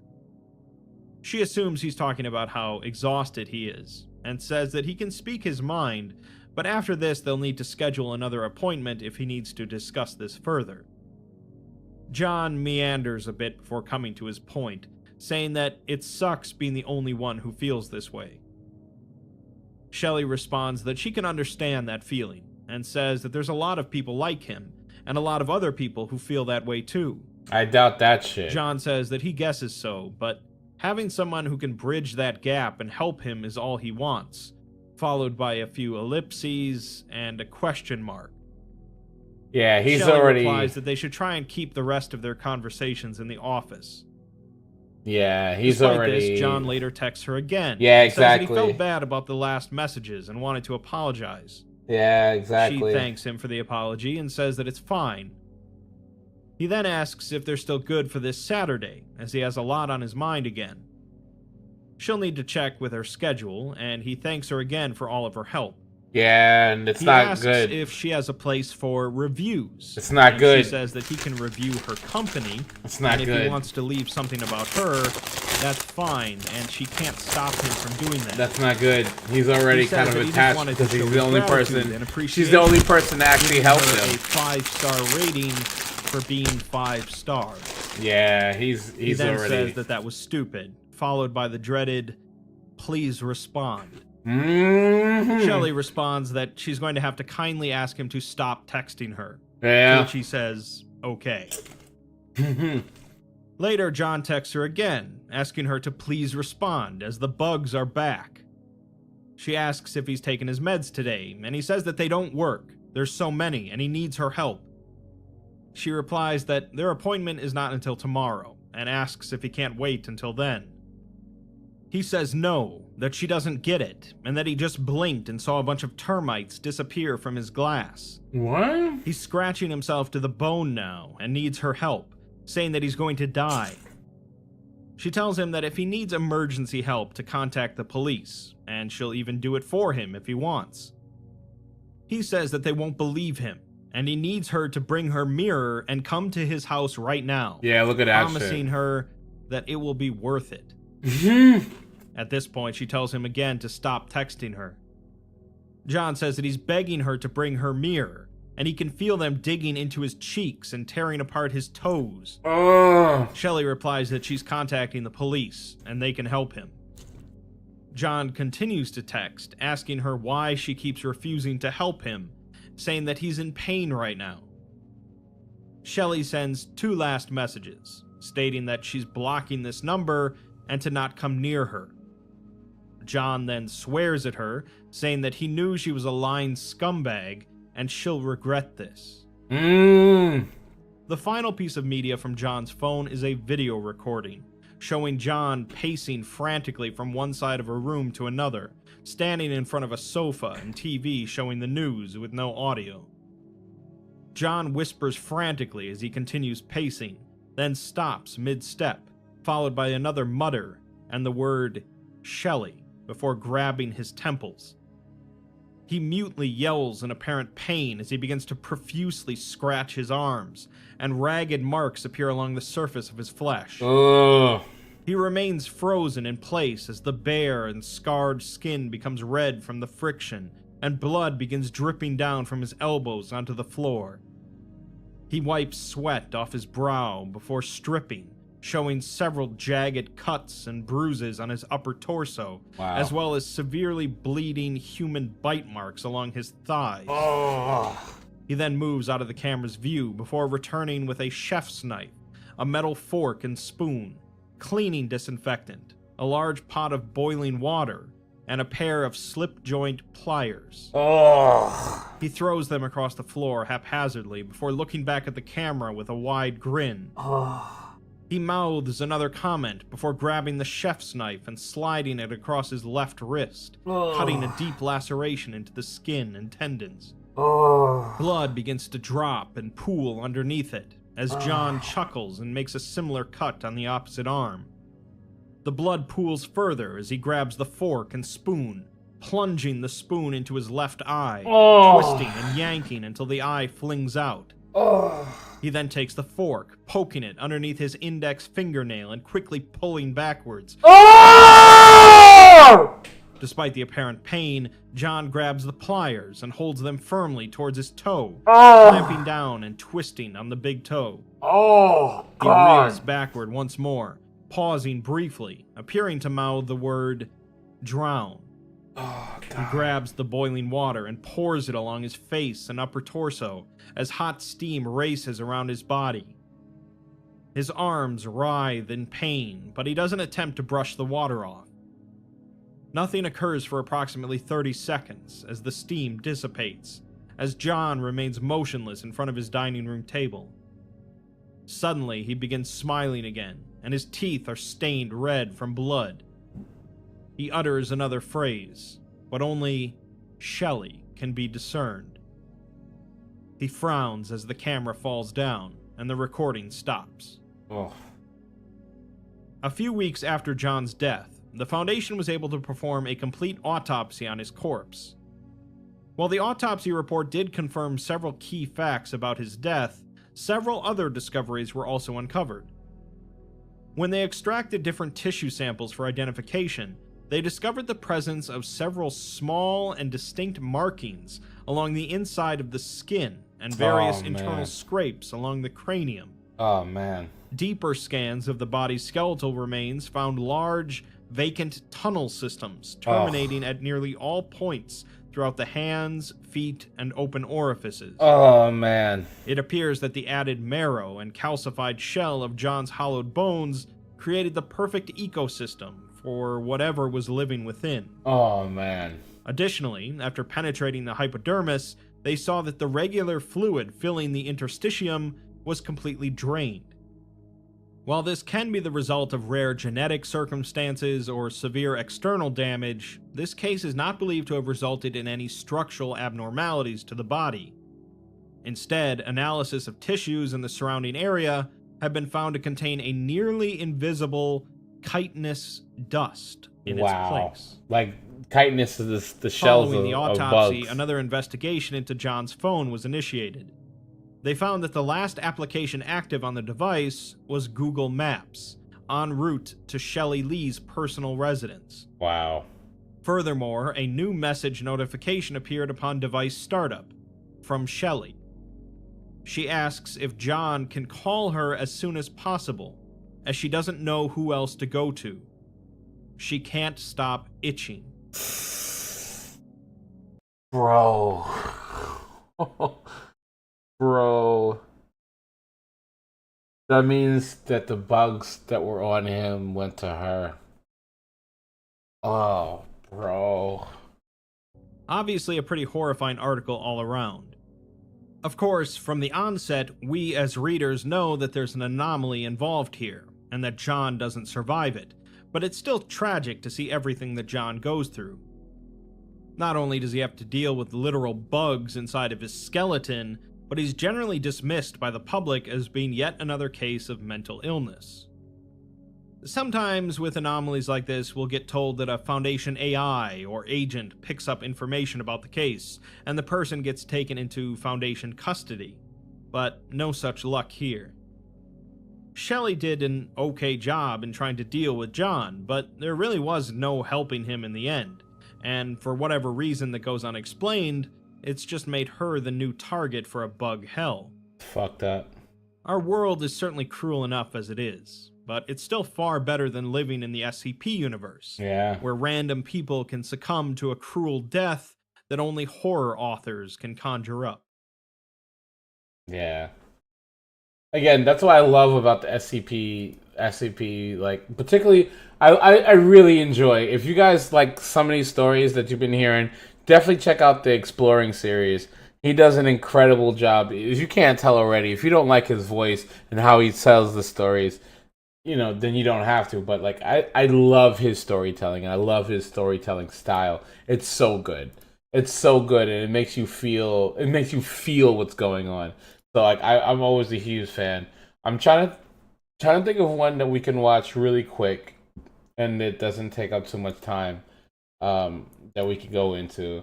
I mean, because like the Bass Strait is actually, the Bass Straits one is actually just very terrifying. I've listened to this one multiple times. The Bass Straits one is incredibly frightening. The Black Moon is another one that's like incredibly crazy. I love that one. The Foundation is not a scary one, but honestly, I really just enjoy listening. Honestly,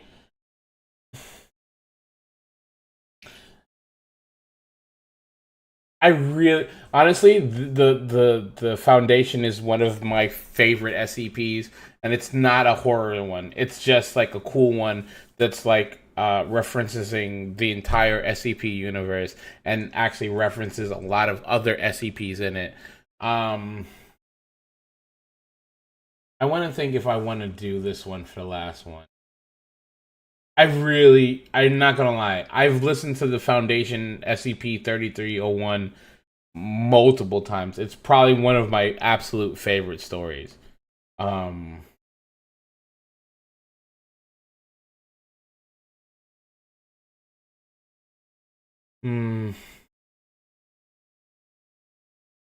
You know what?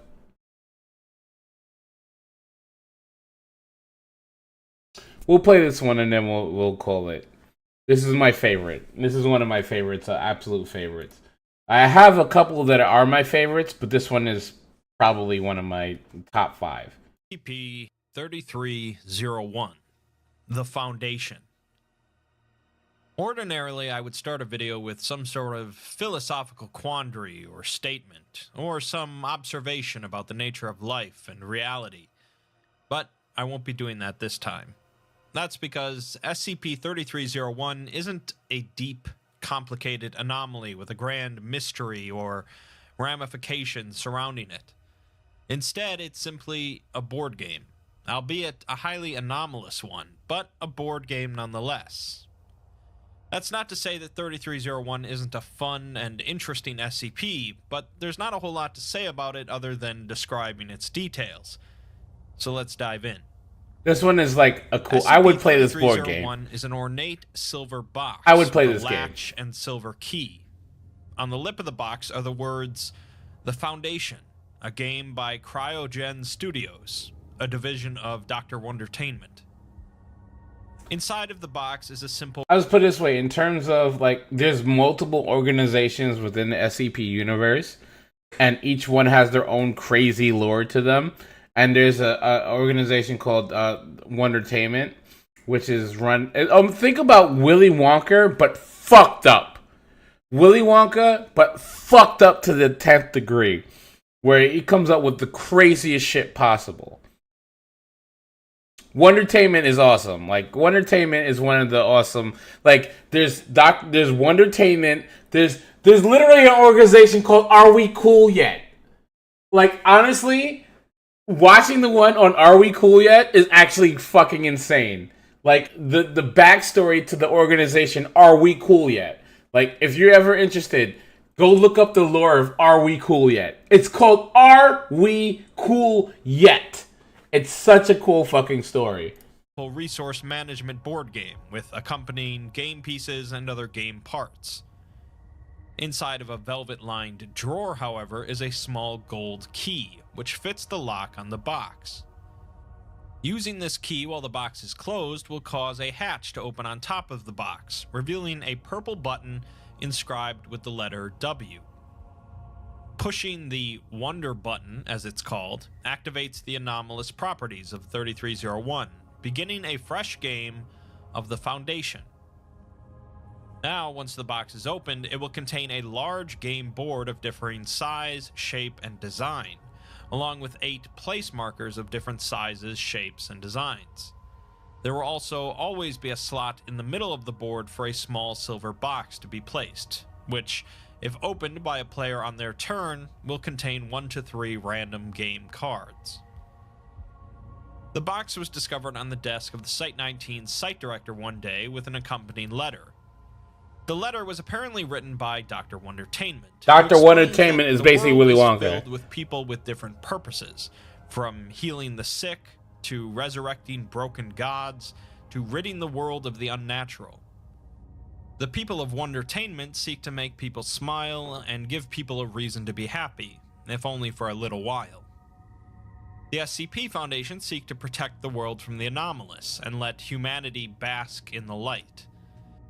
Despite their differences, Wondertainment respects their motives, as the Foundation has likely saved them a dozen times over, so they want to return the favor.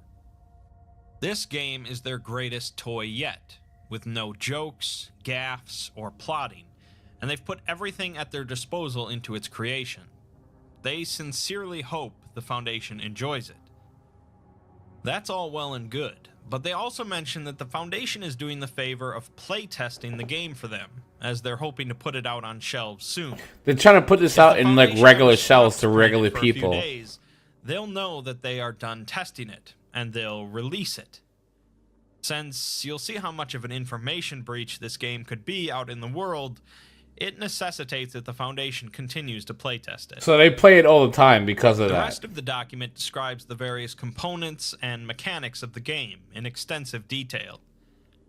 The game's manual is a leather-bound pamphlet describing the game as a 50th anniversary edition. The introduction to the manual says that the game is only for the strong-willed and mighty of heart, with danger lurking around every corner and foul things creeping in the night. And there's a chance you could become Mr. Collector or maybe Mr. Containment in the process. The game is played between 2 to 8 teams of 2 players. I'll just put it this way too. the song that plays in the background of this, I listen to all the time. I'm gonna say this straight up. I listen to this. I watched this video maybe 4 years ago. I still listen to the song that's playing in the background of this song right now. I love it so much, and it almost sets the tone for this whole video. I love it. Or 4 to 16 total individuals, with each team consisting of a primary player and a secondary player. The game begins when each primary player selects a player piece to identify themselves with, most of which are symbols of various groups of interest or persons of interest.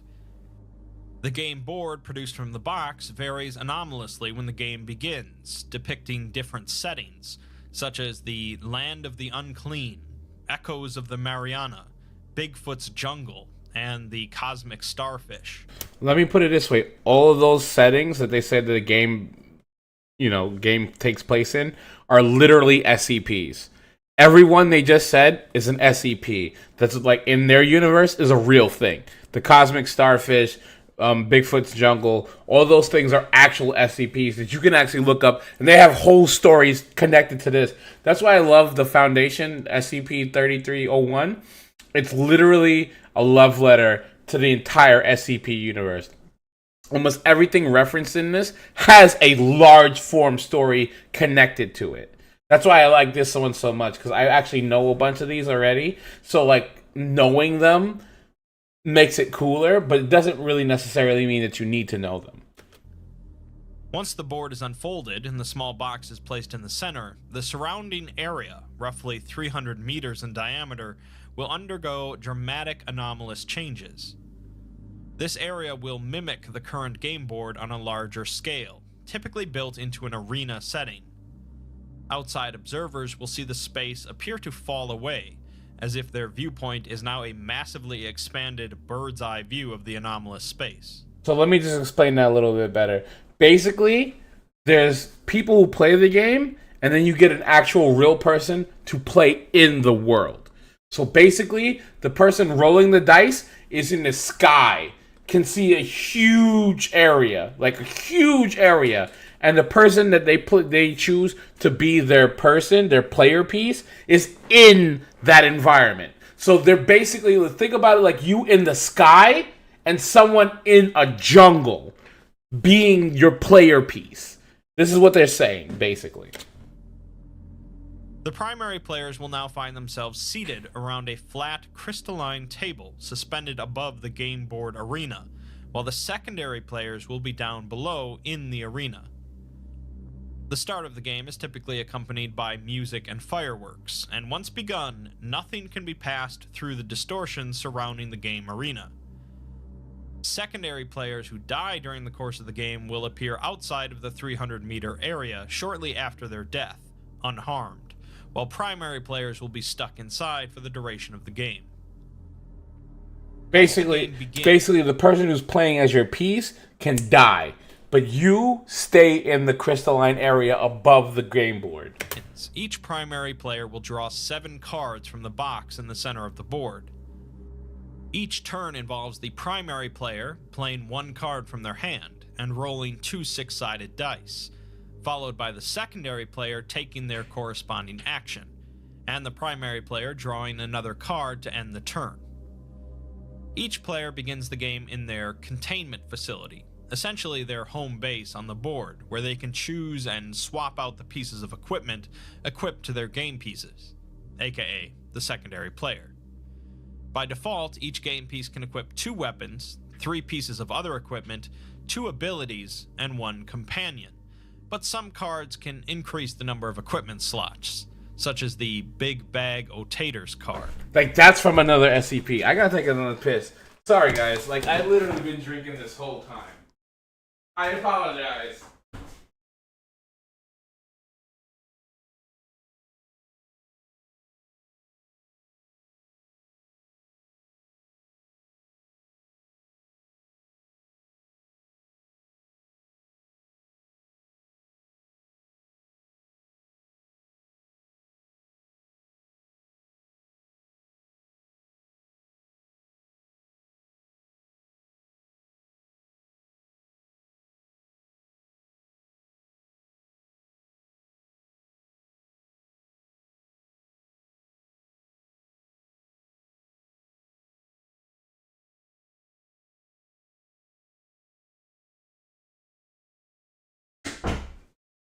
And again, I want to thank everyone sincerely for coming. I don't know if anybody's enjoying this. I hope everyone is enjoying this. But I wanted to, as always, you know, when it comes to like my content, I always want to share things that I really care about or that I really like with you guys. Like, it really means a lot to me that I get to share things that I love with my community. And for me personally, I never knew about SCPs until I started to watch this guy's content, and it was so amazing that I wanted to share it. And the SCP universe is so twisted, scary, and weird that, like, you know, there's just so many different things going on. It's 55 minutes into the break, so we'll wait until it's over to start up again. This is kind of a new thing we're gonna do, where if we have commercials, we're gonna stop what we do to continue, you know, to do it.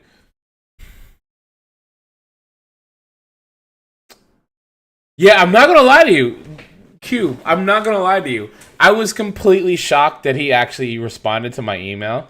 I'm not gonna lie to you. I was shocked, but I was also super happy that he actually like said it, because like I wouldn't have done this. Like, legitimately would have not have done this stream at all if he didn't agree to it. You know, like how do I say it? Like, I legitimately didn't expect him to respond at all to my email. I said, you know, I'm a nobody streamer. I'm a literal nobody, and I got put onto your content. Yeah, I am gonna still play Five Nights at Freddy after this. Like, I legitimately didn't know anything about SCPs or Warhammer Universe until I bumped into his content, and I didn't expect him to respond. So I was super happy that he actually said, "Nah, go ahead." That was the message. I said, you know, I love your content. I wouldn't know about SCPs or Warhammer if it wasn't for your content, and I would love to watch some of your stuff on Halloween. And if you didn't want me to, I would respect that. And he said, "Nah, go ahead." That was the message, and I was so happy that he said that. So yeah, I was really crazy about that too. The roll of the dice from each primary player corresponds to how far the secondary player is allowed to move during their turn, accompanied by making some sort of action, such as an attack. We'll get to the various types of cards possible in the game. I never liked horror, which there are many, but first let's look at the different victory conditions. Regardless of the setting of the game, a number of victory conditions are available to each player, with all of them equally valid for each game. Depending on the player's actions and the different events that might occur during the game, a team could focus their attention on any one of these. To win the Mr. Finder victory, a team has to search for clues to discover the location of a hidden item on the board, denoted by a golden W mark. This item is typically protected by anomalous entities or dangerous memes or anti-memes, or is in a highly hazardous location. Anti-memes. If a secondary player manages to grab the item and return it to their containment facility, they win the game. To win the Mr. Collector victory, a rare purple card has to be drawn, which is a random factor, making this condition not always possible. Once the purple card is drawn, however, it brings a random Wondertainment product into the game, generally with exaggerated properties than normal. If a player manages to contain the product and bring it back to their containment facility, they win the game. To win the Mr. Genocide victory, a secondary player has to directly kill every other secondary player in the game. If another player dies indirectly or due to some other player, this victory condition is forfeit. That's wild, yeah. To win the Mr. Eschatology victory, a team has to summon 3 Supreme Divine Beings into the game. While the game includes divine beings, such as Mr. God or the Gate Guardian. Mr. God or the Gate Guardian. Again, these are all references to all SCPs. Divine beings, such as the Clockwork God, the Deer, or the Eel. All three of those have big files on them. Like, you can go look up the SCP, the divine beings, like the deer. Go look up SCP the deer. It's fucking insane what that thing is. Coalition victory, a team must somehow destroy every anomalous artifact and entity in the game, although they themselves only have to be directly responsible for the majority of the destructions. To win the Mr. Containment victory, a team has to contain more than half of the anomalies on the board and return them to their containment facility. To win the Mr. Foundation victory, however, a team has to contain every anomaly and artifact on the board, as well as every other player. That sounds impossible. Upon completion of this victory, the winning team will each receive $50,000 US as well. To win the Mr. Survivor victory, a secondary player has to be the last player standing, with no other victory conditions met, typically ensuring a win no matter what happens. Finally, the manual for the game mentions that there are many other secret victory conditions, but so far the Foundation has only found one, the Mr. Lament victory. In this case, a team wins if they manage to kill another player only by saying hurtful things to them. In one game, an agent insulted another agent's mother, causing them to charge at them and slip off down a ravine, earning the surviving agent's team a Mr. Lament victory. That's a fucking amazing. You literally made fun of someone's mom, and he slipped off a fucking chasm and died, and you won the entire game off of that shit. Because you didn't even touch him. You just made fun of his mom, and he fucked up, and he killed himself. Dude got angry, he slipped on a banana peel and died, and then they fucking won. And then they won $50,000 US. That's amazing. The game also features a number of different difficulty settings that can be chosen before the game begins. On the lowest difficulty, neutralized mode, all of the entities and artifacts are replaced with plush versions, and no entity can do any damage. Lullaby music plays across the board, and there are no victory conditions. Instead, the game simply ends after each player has fallen asleep. Wow.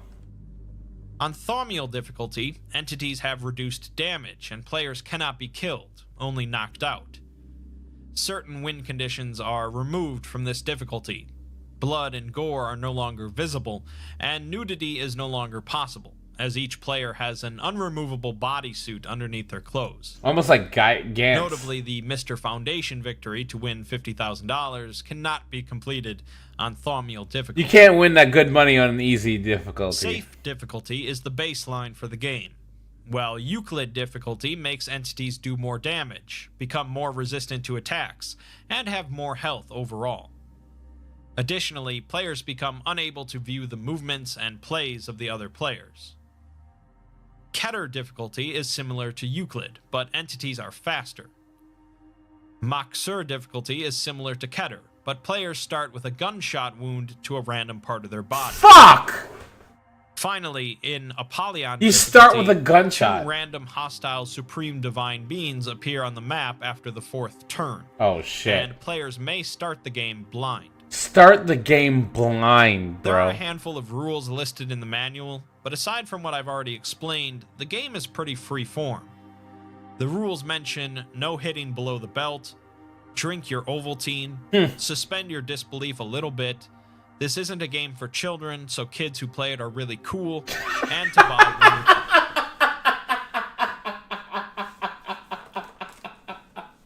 That is the coolest rule ever. This game isn't for kids, so kids who play it are really cool. No hitting below oh my the belt, god! Drink your Ovaltine, suspend your disbelief a little bit. This isn't a game for children, so kids who play it are really cool, and to buy Wondertainment products. With all that out of the way, let's get to the meat of the document, which is all the different types of cards available in the game, of which there are 8. The cards are a large part of why this game would be such an information breach in the wide world, as many cards correspond to anomalies within Foundation containment, or Foundation personnel themselves. Cards can contain different The deer. statistics, such as an attack value. Wait, what does it say? God of the stars. An ancient and mysterious creature that fell from the stars and broke the masquerade. Yeah, basically the masquerade means basically the facade. Like, again, secure, contain, protect means that they're trying to keep the public at large from knowing what's going on. So in this story, because I've actually seen this story too, the deer breaks the masquerade, so everyone finds out about the deer because it's so impossible to control that everyone in the world knows and fucking breaks the facade that things are normal. Like, it broke normalcy and everything changed after that. Like, the story of the deer, do yourself a favor, if any of this stuff you've seen in this video seems cool to you, go look up the deer. Like, that story is fucking wild. A defense value, a number of hit points, an entity's speed, and now it's like Yu-Gi-Oh! For reference, each secondary player begins with 6 attack, 6 defense, 10 hit points, 8 speed, and 8 accuracy. So that's what every person starts the game with. 10 hit points, and this thing can attack for 34 hit points. If you look at the bottom, it has 28 defense and 40 HP with 34 attack. If it attacked a player once, it's dead. Green cards are cards that influence the environment of the board, such as introducing obstacles against other players, bringing in traps and mazes, or bringing in other environments entirely with new hostile entities. Some examples of green cards include the Darkness Between Dimensions, which spawns a machine on the board, and after a random amount of time, the machine will transport anything nearby into the Darkness Between Dimensions. Players here can be saved either by Divine Grace or with the item Scranton's Grappling Hook. If neither is available, players will eventually come back automatically after a random amount of time. However, they will return squishier. Now, what does that mean? What does that mean? Does it mean that they have less hit points? Or does that mean they're physically squishy? Like, that ambiguous line, look at it, is ... squishy. I like to think you come back actually like spongy and shit. Other green cards are the City of Gods, which spawns a haunted city where opponents entering it have a high chance of encountering a powerful angry deity. That's actually a thing. Or a funny... That story is actually crazy too. Everything they say in this story is an SCP. And each one has its own story that you can look up. Like writing on my own stories for myself, actually, and it gives me ideas. This is a great, honestly, legitimately, this is one of my favorite stories in the SCP universe. Little statue, which, if spawned in an indoor location, create cards are the City of Gods, which spawns a haunted city where opponents entering it have a high chance of encountering a powerful angry deity. Or a funny little statue, which, if spawned in an indoor location, creates an infinite maze that opponents can only exit with assistance from outside forces. If outdoors, the effect isn't noticeable, but the card assures us that it's really bad. A Swedish furniture store spawns a friendly and welcoming department store that opponents will have to fight their way out of, if they can get out at all. If they can get out at all. And Island Turtle spawns a turtle to ferry you around if you are at sea. If not, the turtle spawns anyways, but dies from dehydration. Aww. Blue cards are companion cards, which Tilda are attached Moose to a player piece. is a character, at which point they will accompany a scientist in the until SCP universe. Time limit expires, the companion dies, or the player dies. Blue cards include Site 19 director Tilda Moose, who manifests as an actual rideable moose. A sea slug who wields an anti-material Lord Blackwood, 13 attack, and can summon a ghostly butler to do your bidding. Lord Blackwood's a great story. The slug talks a lot. There's like multiple Lord Blackwood Other stories. cards include a librarian from the Wanderer's Library, who has innate knowledge about a vast array of creatures and realms. Oh shoot. but if attacked, they'll flee back to their library. The Wanderer's Library is a huge A very story. loud bird that is noted as being despicably loud and can stun foes and entities, but will cause players who spend too much time with it to slowly lose their minds. And a surf rock band who provide a player's journey with cool evening tunes and may be able to commune with the starfish, or may just smoke a lot. The Cosmic Starfish is a ridiculous Red cards story. encompass all of the different weapons, equipment, or abilities available to a player. These cards last as long as the player is alive, or if it is expended in some manner. The Spear of the Non-Believer is a massive harpoon gun designed to make mortals of gods. To make It can mortals only be used of on gods. cosmic, divine, or supreme divine beings, but provides Plus 20 to attack versus those entities. gods. The Kmart Katana is a cheap sword that actually decreases the wearer's attack and speed, with an additional penalty if they are also wearing a fedora. Yeah, you don't want to wear a fedora. The Temporal Tinkering ability allows the user to wield the great and terrible cosmic power of time in very small increments, letting them return up to 10 seconds into the past 3 times. The card A Gun That Shoots People is a remarkably powerful 50 caliber rifle, but when fired causes the shooter to disappear and become compressed into the fired projectile. Bro, literally it's a gun that if you shoot it, you turn into the bullet. How fucking crazy is that? The card recommends that you give it as a gift to an enemy, but it does provide plus 19 attack. Plus 19 attack though, can you hate The that? Intro to Memetic's card provides the wielder with innate knowledge of very simple anomalous memes, which if used correctly can be annoying, but if used incorrectly can be even more annoying. Dr. Man's 6-shooter is a revolver. Yo, Dr. Man, the story of Dr. Man is super fucking dope. I'm not gonna lie to you. I love the story of Dr. Man. I didn't play it in this video because the Dr. Man story takes a long time. It's like an hour and a half long. But if you're ever interested, Dr. Elliot Mann, his storyline is so fucking cool.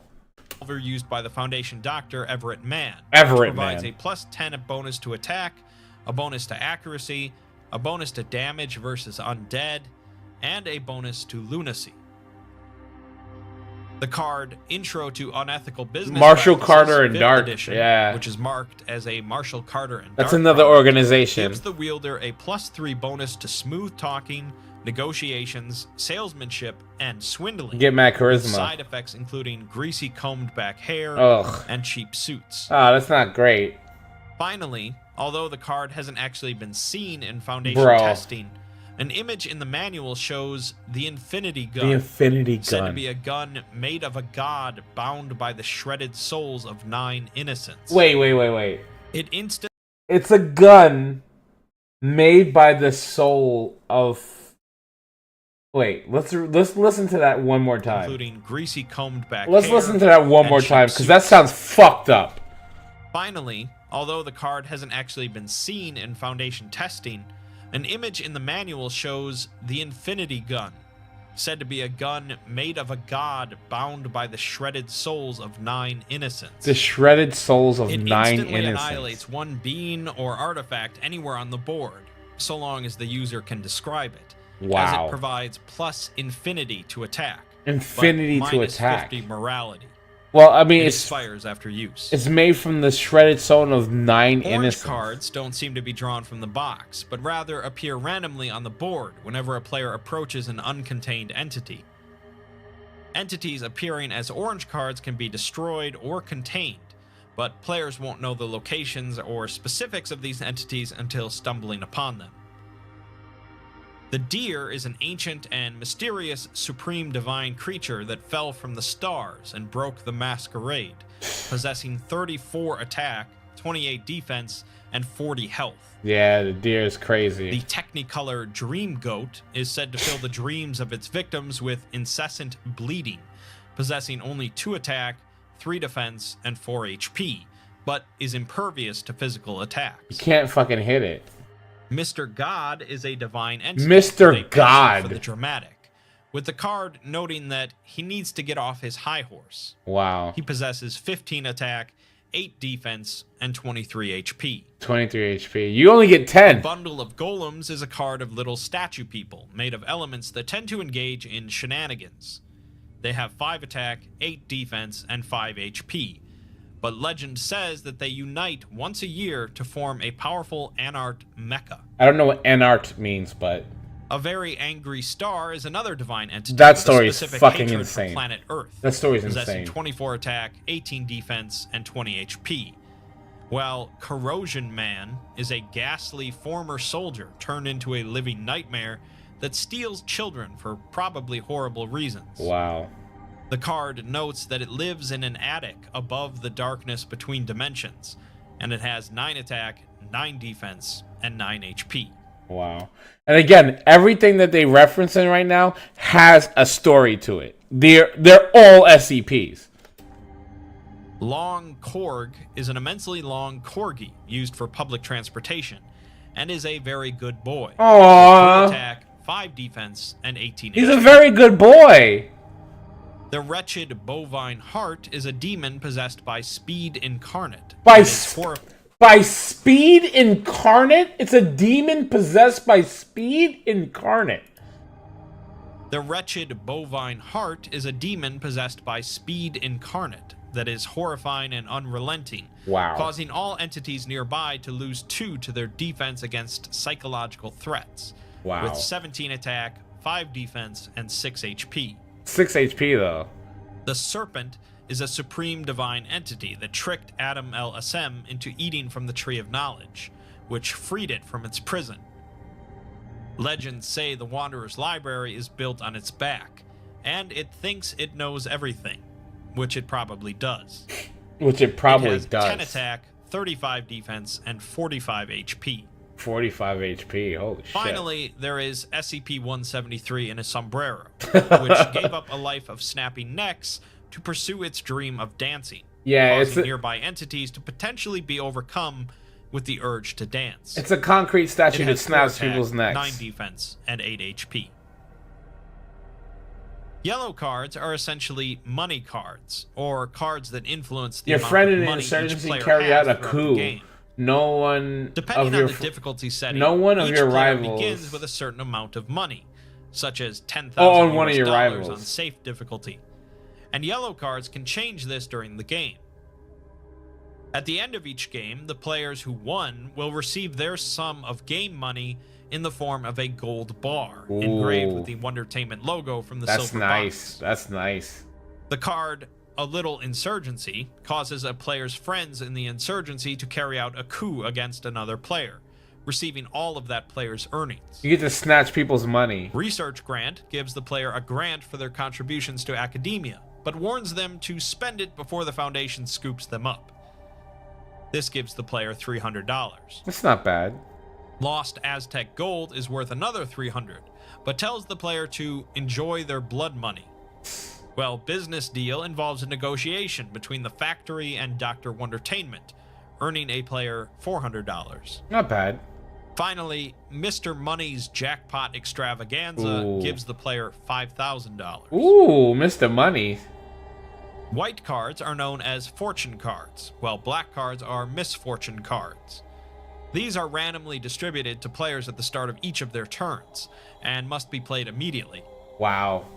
Black cards are more rare, but are typically more severe of an effect.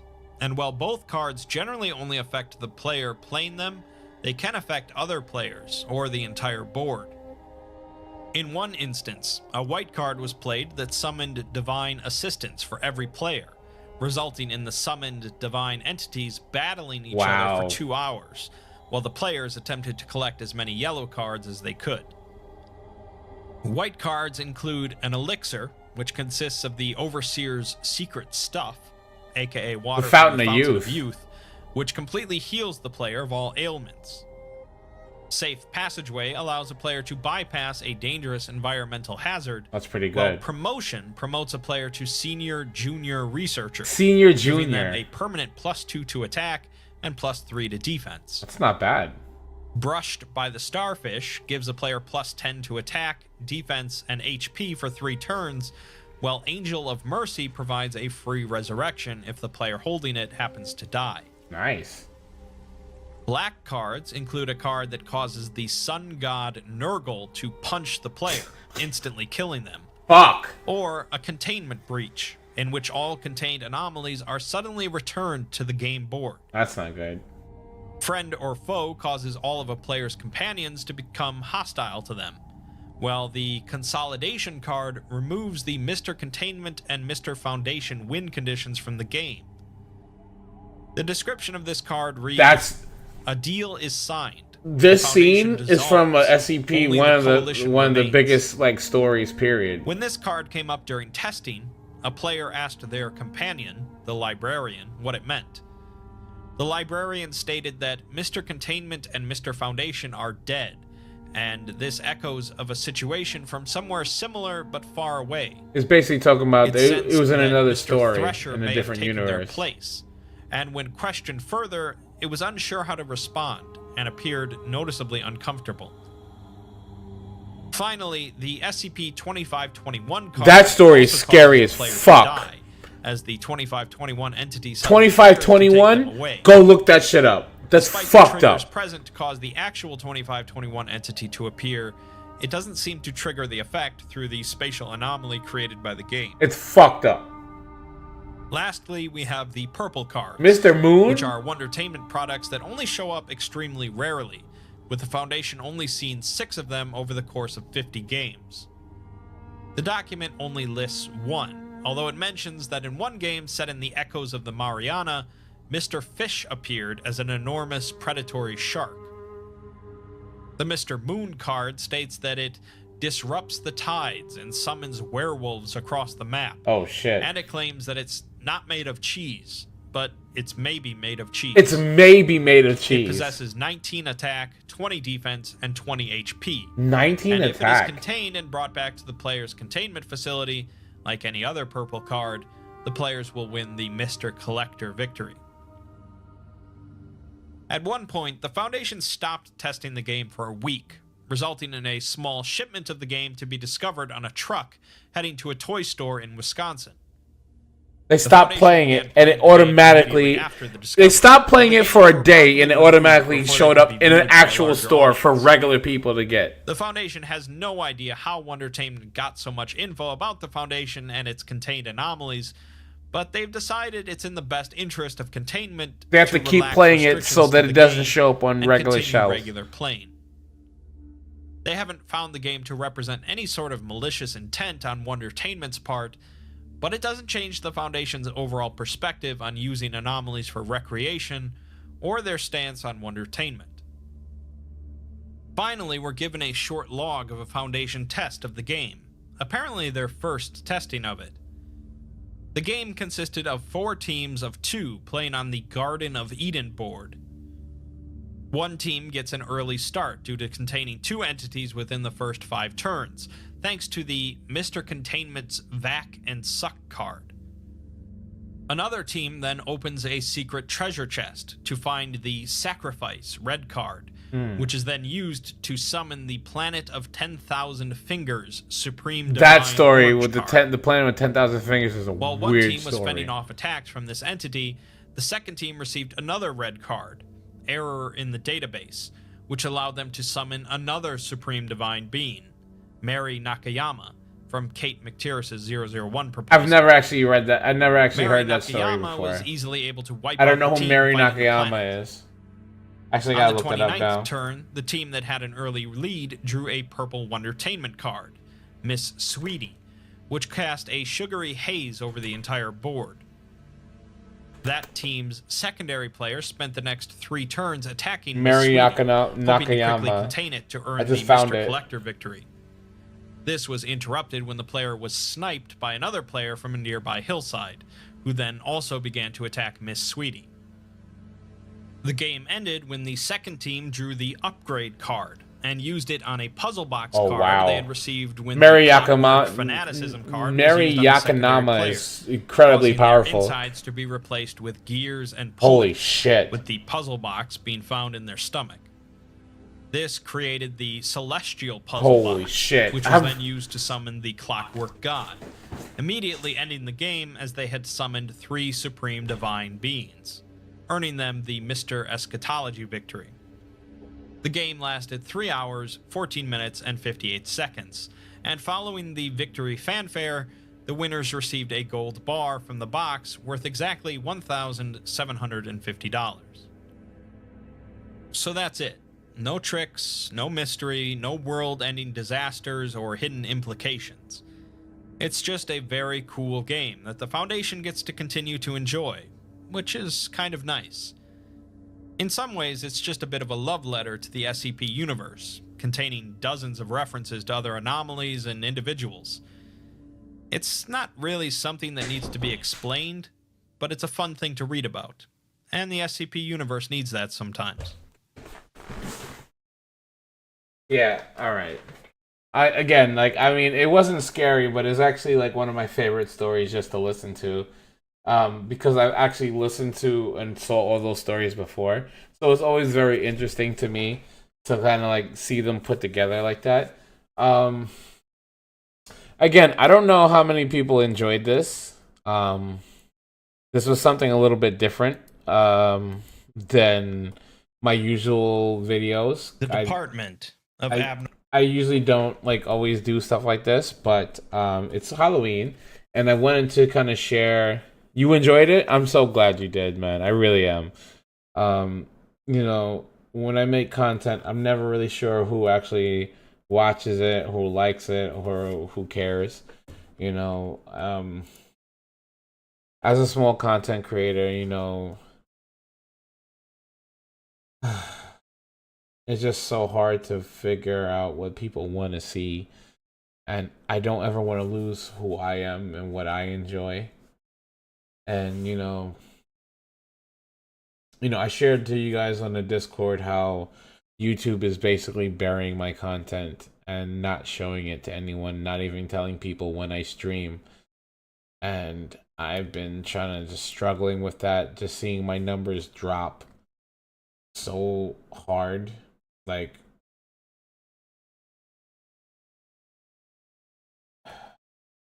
legitimately watching my numbers drop from really great numbers to like not getting like 10 views in a day.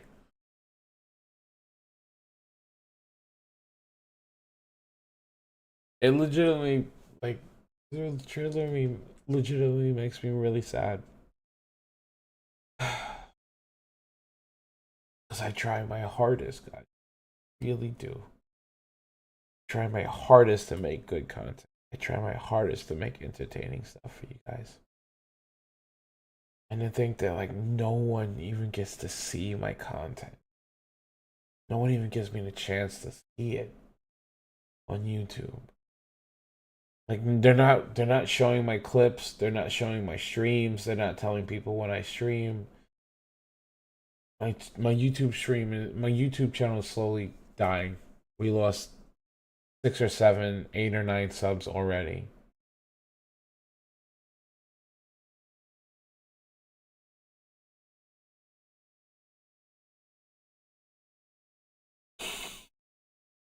It really just it hurts. Because I want so badly to people to like my stuff. I want so badly to succeed. And it's just I see it slipping away from me. And you know, nothing's guaranteed to me. Nothing's guaranteed to me at all. I'm nobody. You know, I'm not anybody. But for us to have grown so far over the past couple of years to get to where we are now, and for it to just all kind of just slowly evaporate out of my hands, it's just fucking heartbreaking to me. And I don't always want to say it, you know what I mean? I don't want to bring this up. But it weighs on my heart and my head every day. Because I haven't changed anything I do. I try to put out content every day. I drop 2 streams a day. I make 10 shorts a fucking day. And watching my statistics saying that they're not showing it to anybody. just makes me feel like I'm helpless. But it's whatever. It's whatever. I'm not gonna stop doing what I do. I'm not gonna stop trying to make great content for you guys, for my community, because I love my community. You guys mean the world to me. But it just, I'm not gonna get into it. I really not. But I hope you guys, sincerely, I hope you guys enjoyed this. This was super fun. I love sharing things that I care about, that I love with the community. Oh God, I've made myself feel sad.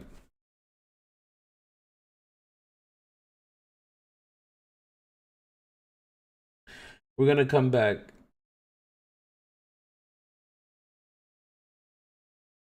I'm gonna keep trying. I'm not gonna give up.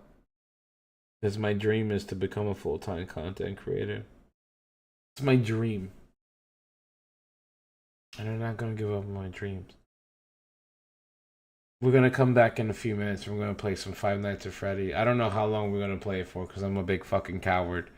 But I said we were gonna do it, so we're gonna do it. Like, actually, during this stream, we lost a sub on Twitch. I don't know. I don't know, man. I don't know. I can only be me, guys. I can only be me. I can only try to show what I love and try to be entertaining. That's all I can do. If no one likes it, then no one likes it.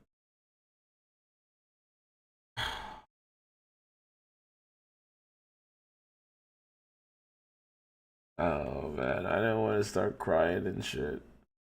I guess it's because I've been drinking this whole time.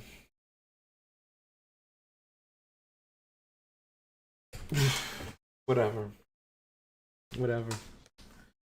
If I lose subs, if I lose content, if no one watches me ever, I'm content with doing what I want to do. I'm content with making my own channel and making my own stuff and trying to produce things that make me happy and hopefully makes you happy too. Other than that, there's nothing else I can. So, guys, thank you so much for coming. I really do appreciate it. If you like my content, guys, please consider hitting that like button, that follow button, that sub button.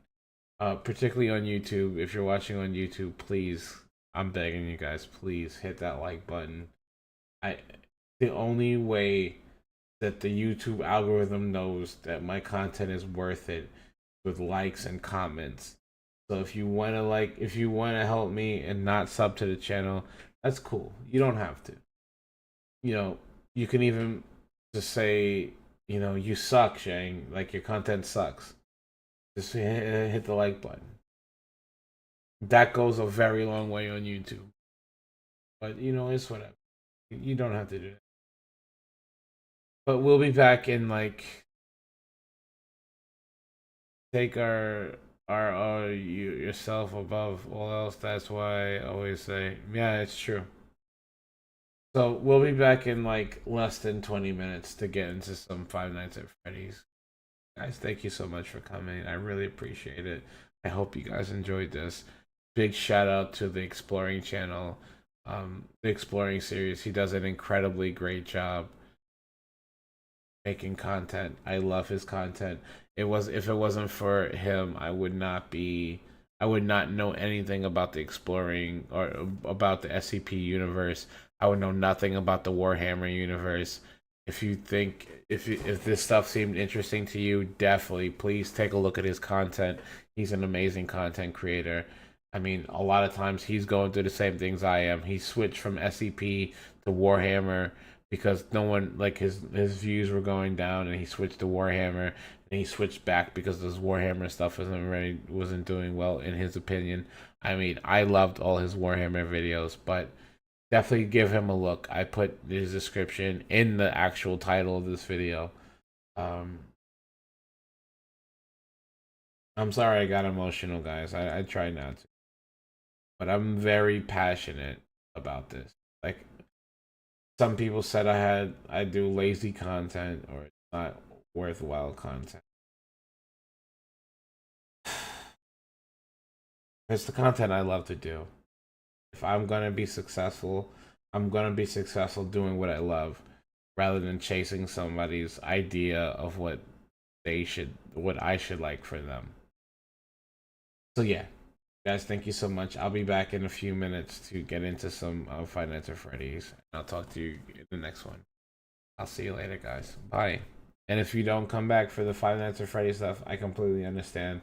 Thank you so much for coming. Big shout out to Cube and It Just Works and King the Beast and everyone who gave me the time of day, Mr. Penguin. You guys are awesome. Thank you so much. And I'll see you in the next one. Bye.